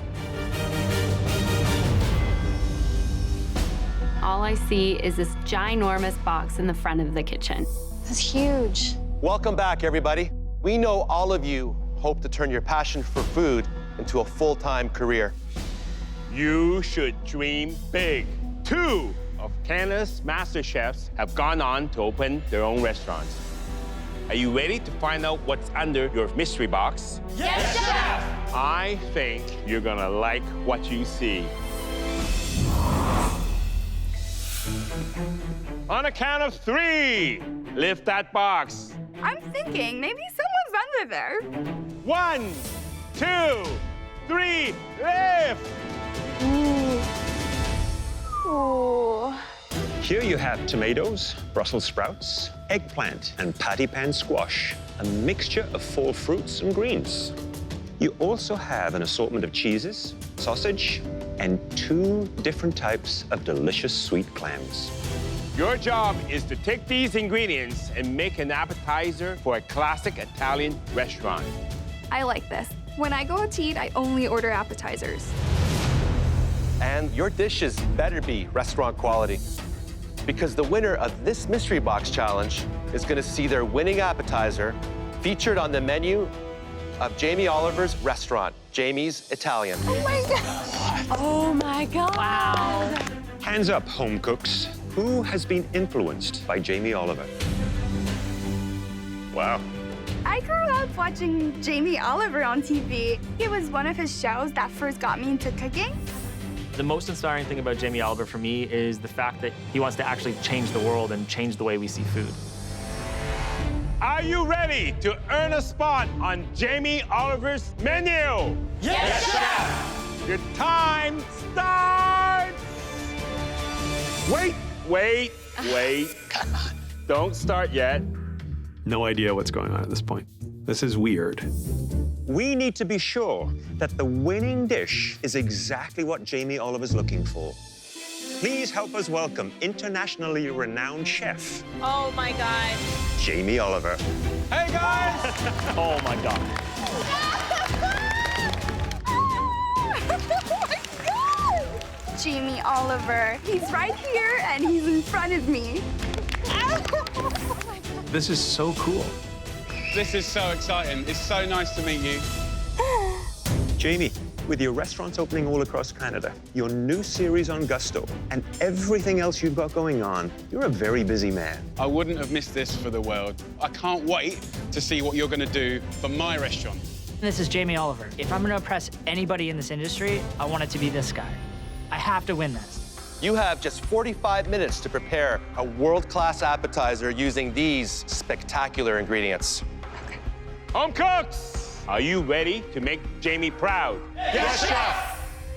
Jamie, would you like to do the honors? I would love to. Guys, your time starts now!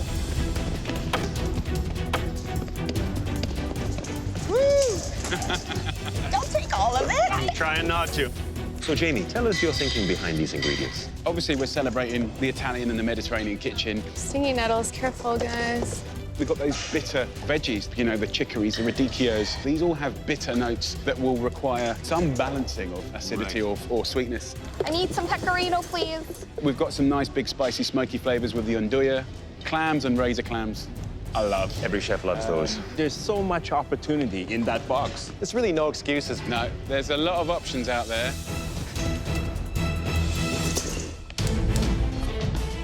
I want this so bad! It's so nerve-wracking that Jamie Oliver is here watching me cook. Cooking for your idols, pretty terrifying. I'm not gonna let this opportunity slip between my fingers. Jamie, these are your ingredients, so what would you do? I'll be feeling a warm salad could be really, really nice, but at the same time, I mean, clams and smoky unduya is so good. That speaks to me. Tempting, tempting. Ah, that hurts. Jamie Oliver's menu is Italian, so I'm gonna do a little bit of a play on an eggplant parmesan. I'm gonna try and do a nice parmesan crisp sticking out of it to make it look really pretty. I'm gonna, be ballsy and do pasta. It is incredibly risky to make a tortellini in 45 minutes. God. But if you play it safe, you may not get noticed. I always forget it's such a bloody workout. All right, let's do this. Most of my cooking skills and techniques come from watching celebrity chefs on TV. I would say to date, this is the most important dish of my life. Jamie Oliver's like massive. He's an idol of mine. Trevor. Mr. Oliver, bring it in here, Very buddy. excited to see you, brother. What is going through So your what I'm head? gonna do for you today is a roasted fall vegetable medley. Yeah, like you're thinking, like you're thinking. I mean, to be honest, I base a lot of my cooking after you. I like your approach to very simple but elevated food. I like you shave your cheese from up here and it falls all over the plate. They all think I'm doing that for style. It's not. It's Even not. distribution. There you go, chef. You crack on. I don't want to stop you. It was an honor to meet you. Beautiful. Well, Thank it's you. going to be an honor to try your food. Enough said. I need to win this. Come on, cook, boys. Barry. Chef. I think me and you are the oldest in the room today. I think I've got you by a couple of years. Okay, Nate. well, I'm chasing you behind. So, what we got? I am going to simply braise some clams with this andouille sausage. Yeah. And I'm going to serve all of that together with some herb ricotta gnocchi. Right. Confit heirloom cherry tomatoes, patty pan squash, and I'm going to work in some rapini, some escarole, and the stinging nettle. Do you think there might be a few extra bits here? Feel the conviction in a smaller cluster of flavors, okay? That's all I'll say. I'm very excited. Thank you. And equally worried. Good luck. Thank you.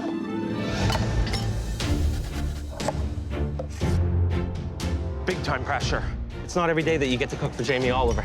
For a guy that's wanted to be a restaurateur since he was 15 years old, it's a pretty big deal. Come on then, Aaron. Chef, What's in the going flesh. How's it going, Chef? Yeah, very, very good. I can see a few things, and that kind of makes me happy. We're gonna do a little bit of a play on surf and turf with razor clams, some andouille, and play the sweet and bitter root by going with some of the puntarelle. I'm trying to keep it simple. I think that that's the spirit of Italy and Italian cooking, really honoring the produce. Go for it, brother. Thank you very much, I'm feeling Chef. the love. These clams are friggin' gorgeous. 20 minutes! You have 20 minutes left! 20 minutes. Feel short on time, which seems to be my downfall. I am very much under the gun. I'm alive. Why did I do this to myself? How do you do this every week? This is a lot of stress. I haven't even stuffed my tortellini yet. I don't think I'm gonna finish. Young Taya. Hi. Wait, what's going on? I'm making a tortellini. So I've got like a ricotta sausage, and then I'm gonna do a peach sauce. But I'm running out of time right now. You're all right. Remember, those ravs only take a couple of minutes to cook. Only tip I would say is remember when you're doubling this pasta up, it swirls in the water. Right. So just maybe question thickness of pasta. Right. But don't freak out. Okay. Don't Thank freak you, out. Chef. Be confident. I'm gonna try to do a couple thinner ones, take what he said, and hopefully I don't hyperventilate.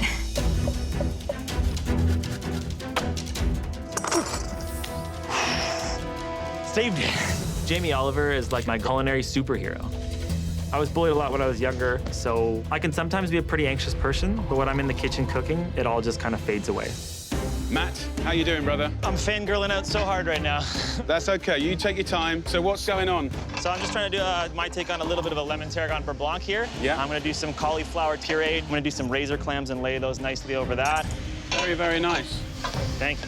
I always feel wrong. It's like going through someone's underwear drawer. Do you know what I mean? It's like I should behave myself. Good luck, brother. Thank you so much. Very It's exciting. Great to talk to you. 5 minutes! You only got 5 minutes left to impress our VIP guests. You know who. Doing this show is like new for me. Like, I'm properly scared for them. So, Jamie, you think they're overthinking it and maybe biting off more than they can chew? I think some of them are definitely making their life more complicated. Young Barry over there had really good principles, but then never stopped talking, and it went on and on and on and on, and you're like, wow. He's just making it more difficult for himself than he needs to. We've got Taya making tortellini in 45 minutes. It's kind of brave. She could absolutely pull that off, although she's quite nervous. I need to hustle a little. What about Aaron? What do you think of his dish? He's gone for real simplicity. Technically, it tells me that he's very clear about what he wants. Sexy. There's so much at stake here. They want to impress. Schmutz on my plate. Actually, no. I'm not gonna do that. 1 minute. You have 1 minute left. 1 minute. I want to see beautiful plates. I need it to be perfect. Why am I shaking? 10, 9, 8, 7, 6, 5, 4, 3, 2, 1. Hands up! Woo! Woo! Ready to go, man. Good job. Love it. All 4 judges have been observing throughout the challenge. They now take one final look before selecting the 3 most promising contenders for a spot on the menu at Jamie's Italian. The first dish we're calling up was made by a home cook who grabbed a lot of ingredients and found an enticing way of bringing them all together. Please bring up your dish. Barry. Wow. Good job, Barry. Jamie Oliver wants to taste my dish. It sounds trite to say that it's awesome, but it's awesome. I've got manila clams braised with andouille sausage and pan crisp greens. Here we go, bro. You look surprised when we called you out there. It's my first time being called up. Oh, really? Yes.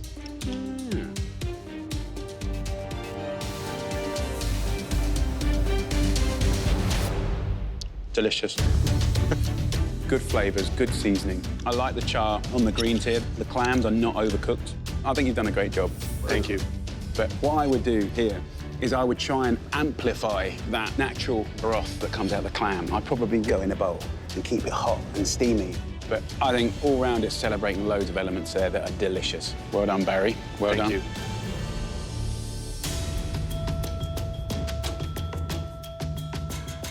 You cook the clam with respect. It's still tender and moist and deliciously sweet. The andouille sausage starts to come through, so you get that wonderful smokiness to it. It's a dish that is definitely restaurant worthy. Thank you, chef. Good job, Barry. I have finally shown the judges the level to which I can cook. The next home cook we like to call up, deliver a beautiful concept. Not too simple, not too complicated, but just right. Please bring up your dish. Trevor. Yes. Yes! Win or lose, this is an achievement on its own. This is a dream come true. What you have in front of you today is a warm fall vegetable salad with a roasted garlic lamanioli and then some toasted squash seeds and some pecorino cheese. Let's get in there. Plating's very nice. So what do you do for a living? I'm a plumber gas fitter, chef. Your pipe work must be beautiful.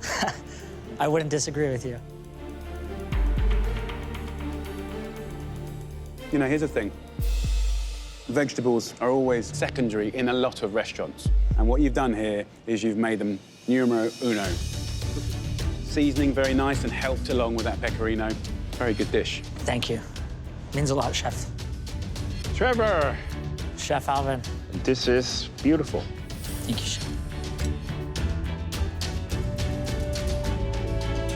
This is good food.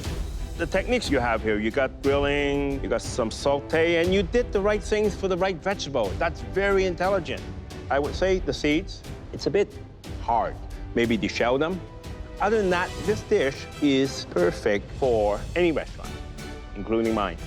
Thank you so much, chef. Good job. This is wicked. It validates exactly what I came here to prove, and I couldn't be happier. The last dish we'd like to taste was made by a home cook who took a big risk, and it looks like it paid off big time. One more person is getting called, and it needs to be me. Taya. Oh my God. Oh my God. Oh my God. It feels like I just won the lottery. It better be good. I did a Ndoya ricotta stuffed tortellini with white wine peach sauce and warm peach salsa. Oh man, I can't believe you're gonna eat my food right now. Let's do it. Ooh.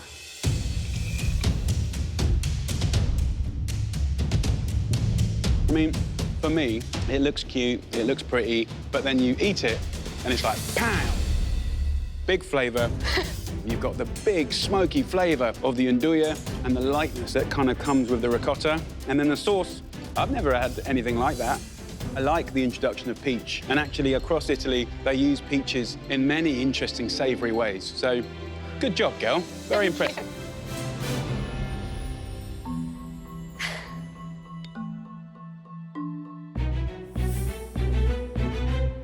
The filling it's good. The sausage has that heat component, and the peach just cools it right down. But I think the sauce is a little bit heavy. But the dish is very ambitious, and you're showing that you're here to push yourself. Yeah, Chef, I am. Great work. Thank you. I had no idea if these flavors would work, and they did, and Jamie Oliver likes it. Oh, man, that was so good. They were all really good, and they're actually very different dishes, which is great to see. I 100% feel like I've got this. This dish would be a great addition to the menu at Jamie's Italian. I think all three of these could easily become fantastic appetizers on the menu. I definitely don't see myself as the strongest here, but I'm learning that I might actually be stronger than I think. It was one of those three that I felt was just a little stronger than the others. This is a once-in-a-lifetime opportunity. All I want to do right now is win this challenge and get my dish on Jamie Oliver's menu. So I think we made a decision. The stakes are huge.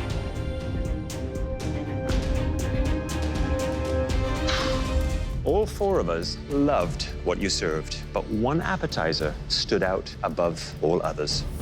Jamie, will you tell him which dish will be appearing on your menu? I had to choose one that I think people would keep coming back for. And the home cook that made that dish was Taya. Oh my God! Oh my God! This is crazy. I'm gonna faint. Sorry. I'm a home cook from Vancouver, and now my dish is gonna be on Jamie Oliver's menu. Wow. Jamie, thank you so much for being here. It's been a privilege to have you here. My pleasure. You were amazing, guys. Thank you so much. Thank you so much. Big love. Take care. I'm so excited. Thank you so much. Well done, Speak. Taya, normally we'd invite you into the pantry to decide what everyone else will be cooking with. This time, we've already made that decision for you. Can you all please join us at the front? Oh my gosh. I have no idea what's coming up. Now, this challenge is a replication. And we must warn you, the dish that you're about to prepare has several tricky components. You'll all be making a Japanese bento box. I know bento boxes in and out. This is a challenge for me. Simple, right? Not really. Way too simple. Oh, no. You are going to have to think outside the common bento box and make one of these. An ultra-modern bento box. I've never had a bento box in my life. Every component has been revolutionized and reinvented. This is my nightmare. Here we have perfectly round salmon domes. Wonton noodle wrapped shrimp and a variety of exotic tempura, enoki mushrooms, purple cauliflower, and lotus fruit. Red miso soba noodles with encrusted Wagyu beef. And one perfectly marinated cube of tofu. The common vibe in the room is, holy crap. Now, coming up, have a closer look and a little taste. I'm comfortable with Asian flavors, but if we're gonna have to replicate exactly what we're seeing, it's gonna be tough. So pay close attention to the seasoning. That is critical. Very overwhelmed I'm trying to memorize everything that I see on there. I just don't know how I'm gonna do this today. You will have only 1 hour to replicate this high-end bento box. But don't worry, you won't have to do it alone. That's because this is a classic MasterChef Tag Team Challenge. Tag team? No, I hate it. It's not gonna work out. Only one of you will be cooking at any given time, while your partner watches from the sidelines. My ass is on the line, and I want it to be me that sinks his ship, not somebody else. Taya, your advantage is that you get to make the teams, starting with your own. Oh, wow. This is a no-brainer for me. I choose May. Yes. She's Asian. She knows Asian food. All right, who is next?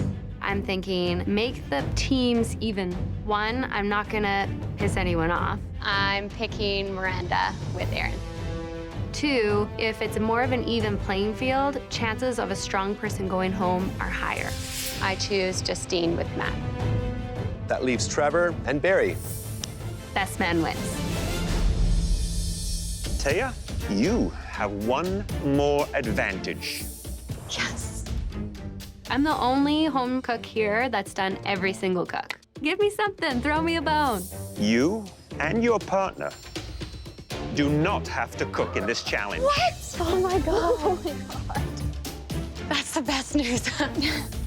Taya and May, please head to the gallery. Everyone else, to your stations. My only concern with Barry is his plating. But if I can tackle that part of this, we'll be fine. Aaron and I are both really assertive. I don't think there'll be any unvoiced opinions going on today. I've never cooked Japanese, but Matt knows Asian flavors. Justine's gonna be looking to me, so there's a lot of pressure on my shoulders in this challenge. At your stations, you'll find everything you need to replicate the state-of-the-art bento box. Teams, at the end of this challenge, at least one of you will be going home.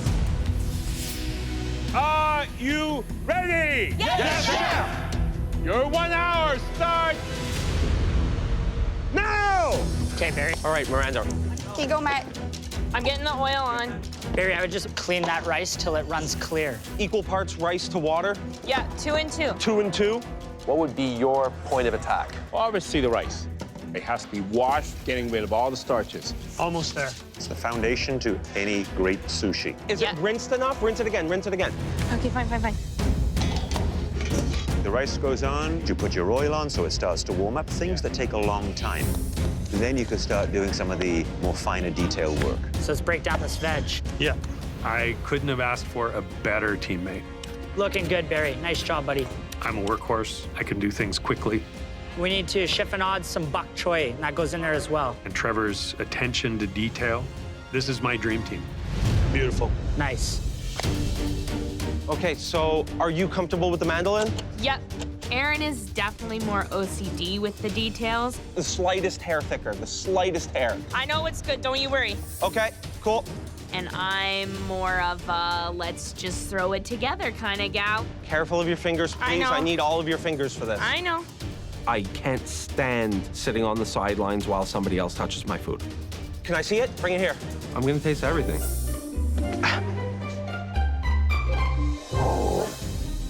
You got white sesame seeds, black sesame seeds. People in Japan apprentice for years to do some of these techniques. We have to do all of them in an hour. Soba noodles take like 2 minutes, right? Matt and Justine are falling apart right in front of us. Okay, that's good. Dissolving the sugars into the vinegar so it doesn't get grainy. You guys need to get started on your veggies. I want to help because they saved me, and I want to pay it forward. Thin little circles. Those are nice and tight, right, Barry? Tight as I could get them. Tag Team Challenge is one of the most difficult challenges a home cook will face in this kitchen. You have to know your partner, and you have to give great information and advice. Corn goes in the pickle. Are you sure? Corn goes in the pickle. And you cannot go and help your companion cook. It's going to be incredibly frustrating. Switch! Check the rice. Yo, yeah, go. Do you mind if I redo these prawns? You feel free if you think it's necessary. Trevor is far more artistic than me. Don't take too much time on those, Trevor. I want you to get on the salmon and the shrimp because it looks like you're gonna have to peel and devein those. And I want you to cut the salmon. Not a okay? problem. Those are the jobs I need you to do. My job on the sideline is to coach Aaron along. There was no skin on it, Aaron. No, I know. We also have to consider our soba noodles, Aaron. Yeah. I don't think the communication is going to be our problem. Clean up that fish and then get on the tofu marinade. I will. I will. Okay, what do you want me to do now? Give it a look. Check your rice now. Check your rice. Take it off. Just take it off. You know, all that instruction coming from the gallery might just be confusing her. Do you want me to do more than 2 or just 2? Do 3 just in case. Don't panic, guys. Don't panic. You also need to sear your tofu. She seems to have a total lack of focus. They're distracting her. Justine? Justine? Hey, guys, stop screaming at me. Justine. Switch! Okay, switch. Good job, buddy. Good job, Mai. Thank you for helping me. Japanese is not my strong suit. Let me taste. Sorry, more sugar? No. Hey there, Aaron. Chef Michael. You're the only team that's tasting like this. Why do you think that is? It's important that we're both on the same page, that we're tasting everything, that we're happy with the relationship balance. here that Miranda has to give you everything to taste and you sign off on the taste profile of everything? And vice versa. We have to be sure of our flavors, and, you know, hopefully we come out of this one alive. Thank you, Chef. Thanks, Aaron. You put in a tablespoon of cornstarch? Yes, sir. Lovely, dear. Lovely. We need to sashimi the salmon. Yeah, I was just thinking that. Trevor is very fast, and that's very important in a time challenge. Whereas Barry, he's a little bit more steady as she goes. It's got to be like paper thin. One smooth motion. I would prefer to, take my time making this meal. Sit back and have a glass of wine. I'm gonna leave this for you. Okay, yeah. It's like working with my dad. Where's my asparagus? Where'd I put it? Tempura is a very important part of Japanese cooking. Mixture of flour and cornstarch. Flour to give the consistency, cornstarch get nice and crispy. Some recipes for tempura ask that you put soda water into it to help it be light and airy. You're gonna put the whole can, or are you gonna... I'm gonna do it till it's right. Don't mix it too much. Don't mix it too much. The consistency of a tempura batter is very important. You want those lumps in there. It's a true art form, tempura. Careful not to burn yourself. Justine nailed it when she mixed that batter. I could feel it when I was battering all the vegetables. Hold it, and then drop it. Hold Yeah. it, then drop it. Yeah, that's good. That's good. This is so stressful. Switch! Good job, buddy. It's not hot. The oil's not to temperature. I'm panicking. You gotta get the tempura in. At some point, we're just gonna have to pull the trigger and drop this in oil that isn't hot enough and hope for the best. 10 minutes! You have 10 more minutes left! Aaron, you gotta drop some tempura. You gotta get the tempura in. It's not hot enough. I'm pushing it to the last second. I think that's good, eh? Yeah. So now they need to be double checking that they've got everything done, thinking about their plating, getting their dips and their sauces. Trevor, don't forget the tofu and the cucumber slice, man. We're getting it all on the plate, Barry. Major components all have to be there, then make it pretty. The shrimp out? Look, the noodle around Justine's shrimp just exploded when it hit the oil. And I tell you why, because it's not wrapped tight. Pretty much we're in panic mode at this point. We gotta start plating too, Justine. We gotta get something on that plate. Yeah, I know. Switch! Pressure is on. Soba noodle. Soba noodle. Where's my soba noodle? It's already Oh, it's already there. Is it frying? No. Oh, my God. I know. It's not skinned. I know I have to take the skin off the salmon here. I literally just don't have the time. Switch! It's all on you. Get the beef. Trevor is redoing the plating of the tempura. That's Trevor. Is it crispy enough? I have no choice, hon. 1 minute! You only have 1 minute left! Come on! One minute! guys. You have 1 minute. You can make it crispy. Where's the spice for on top of the salmon? Just a light sprinkling. Light sprinkle. Just a light sprinkle. Absolutely insane here. Come on, we got this, Justine. We can take it home. God, I'm freaking shaking. 10, 9, 8, Anything. Clean it up. Clean it up. Season, clean it up. 5, 4, 3, 2, 1. Hands up! Wow.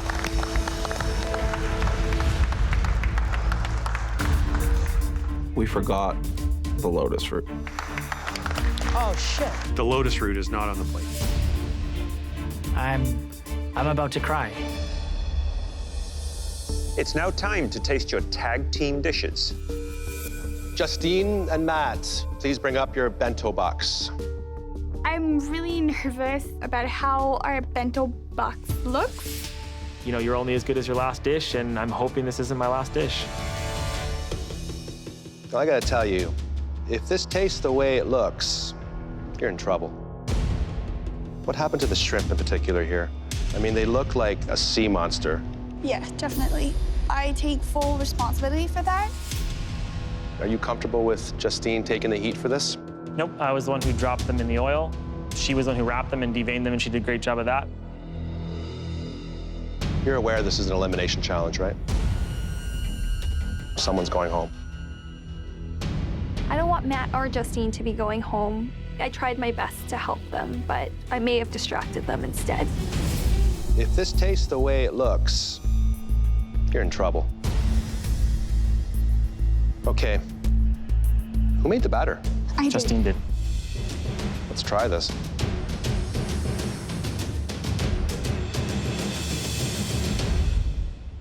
That's awesome.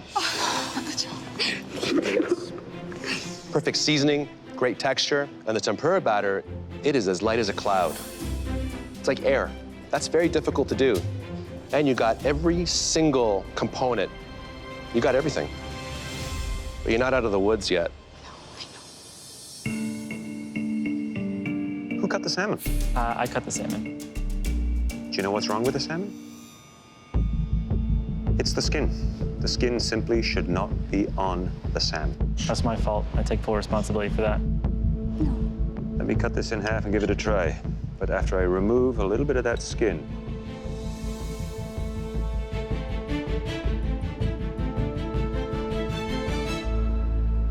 not the best sushi rice I've had. I do find it a tad undercooked. I want that rice to form almost little pearls in my mouth. This is a little crunchy. Who cooked the rice? It was really a group effort for both of us. Disappointing. Yes, I'm disappointed in myself. Justine! Matt! Chef Alvin. These are very unevenly cut. Well, tell you what, beef tastes great, but this is Wagyu beef. I mean, the beef is speaking for itself. Absolutely. Not for you guys. Searing, can't see it, can't find the crust. You were asked to replicate. Have you done that? We tried really hard. At this point, trying is not good enough.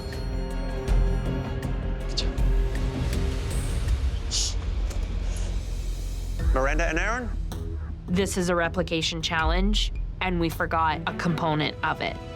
It's gonna be a rough one. Miranda, at the end of this cook, I couldn't help but notice that you were looking pretty upset. I realized we were missing the lotus root. Whose fault was that? It's a team effort. We succeed as a team or we lose as a team. Who assembled this portion of the plate? Aaron assembled that portion of the plate. That's unfortunate. Indeed. The shrimp look a little bit on the wilder side, maybe not quite wrapped as well as you'd hoped. I was responsible for wrapping the shrimp, and I take full responsibility for their appearance. Let's give it a taste.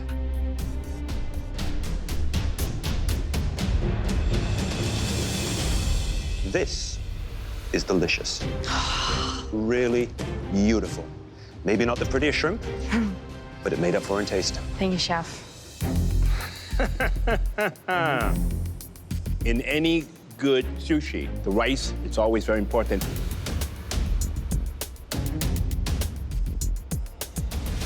But you want to know something? You got to bite. Once it enters my mouth, it separates. So it's not sticking together.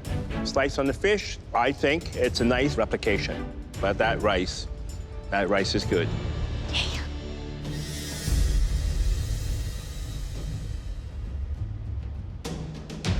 This is the problem. The beef is not cut with a really deft hand. There's some tears in the meat. Flavor is your saving grace. Togarashi is used very wisely, not too much, not too little, perfectly seasoned, only if it was cut properly. This challenge was all about details, and I hope this does not cost you. This is the closest I've ever felt to elimination, and I'm not ready for that. Trevor and Barry, please bring up your bento box. They're gunning today. They're going after the smallest details. It's making me really nervous. At first glance, I'm very impressed. These are round, very nice. Beef, well cut. Everything's there, right? Wrong. What's not there then? We missed the lotus root. Oh, you missed the lotus root. I missed the lotus Oh, root. you missed the lotus root. Now, wonton noodle crusted shrimp. It certainly looks better than everyone else. But taste is king. Now that is delicious. Good season on it, cooked perfectly. I'm very impressed. Thank you, Chef. Thank you, Chef.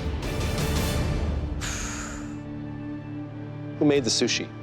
I did the rice. Trevor sliced the salmon. Looks pretty textbook. Thank you, Chef. Thank you, Chef.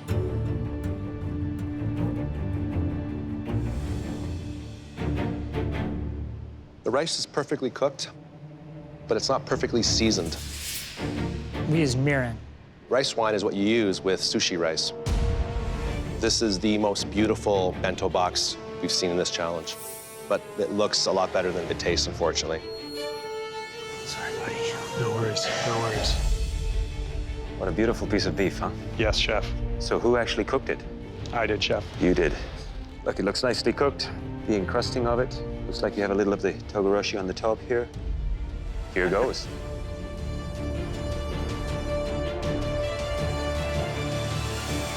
You barely have to chew. It is so tender. That little searing on the outside, the heat that comes in from the togarashi seasoning. Just a plate of that on its own, and I'd be a happy man. Me too, Chef. Very nicely done.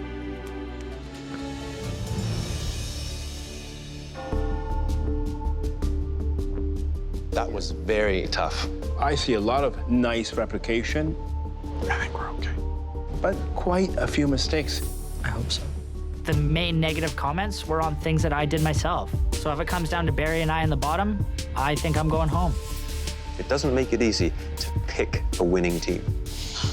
This is the hardest thing I've ever done in my entire life. When you're at this level with the top 8, it's never easy to say bye to any of them. I don't know what to think. I don't know either. I think I know what we have to do. Let's go. Let's go tell them. There is no clear winner here. I feel like all of us messed it up. The bento box that you attempted to replicate tonight was a delicious sum of many intricate parts. And while your teamwork was impressive across the board, one team stood out due to their visual finesse and attention to detail. And that team is...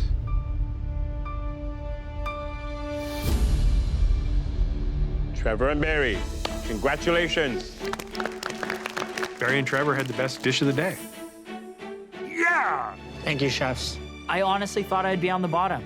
Very relieved. Aaron and Miranda, Justine and Matt. After careful deliberation, we decided that one team put slightly more care into their presentation and flavors. And that team is Aaron and Miranda. Oh, no. By the skin of our teeth. Please go back to your stations. I just feel like I let Justine down, and she doesn't deserve that. She's a good cook. I really, really don't want to send someone home because of my mistakes. Justine and Matt, throughout the challenge and throughout your tasting, you stood strong as a team. You shared credit for what worked, and when we criticized elements on your plate, you shared the blame. And now the three of us share a very difficult task. Oh my God, this isn't what I wanted. As hard as this is, and taking everything into consideration, we feel we have no choice but to say goodbye to both of you.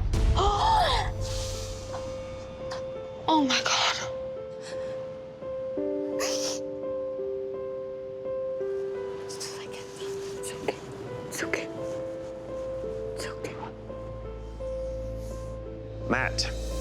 You proved to be a fierce competitor, which is why everyone in this kitchen wanted to cook with you. And you proved to be a gentleman, which is why we will all miss you very, very much. Justine, anyone that brings as much joie de vivre and raw talent into the kitchen should never stop pursuing their culinary dreams. Now, both of you, come on up and say goodbye. It's been surreal. I've grown a lot as a person and as a cook. Look at that. Tastes delicious. You should be very proud of this. Thank you. I'm so proud that I took a risk. And you know what? It paid off. The red team! Yeah! Best experience of my entire life.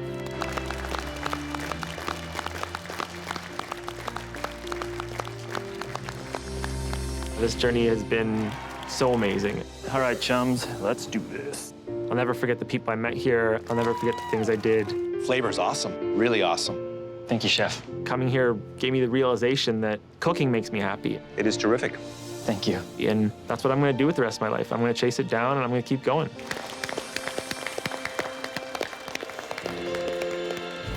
No! This season on MasterChef Canada. Pick it up, Taya. A succession of grueling challenges Switch! has eliminated 6 home cooks. Thank you. But next time, one will return. Please help us welcome back. Oh, wow! For the most pressure-filled elimination yet. Just gonna stay focused and not panic? I don't care who's going home today as long as it ain't me. Everyone is on the chopping block tonight. This is insane. I am not going home today.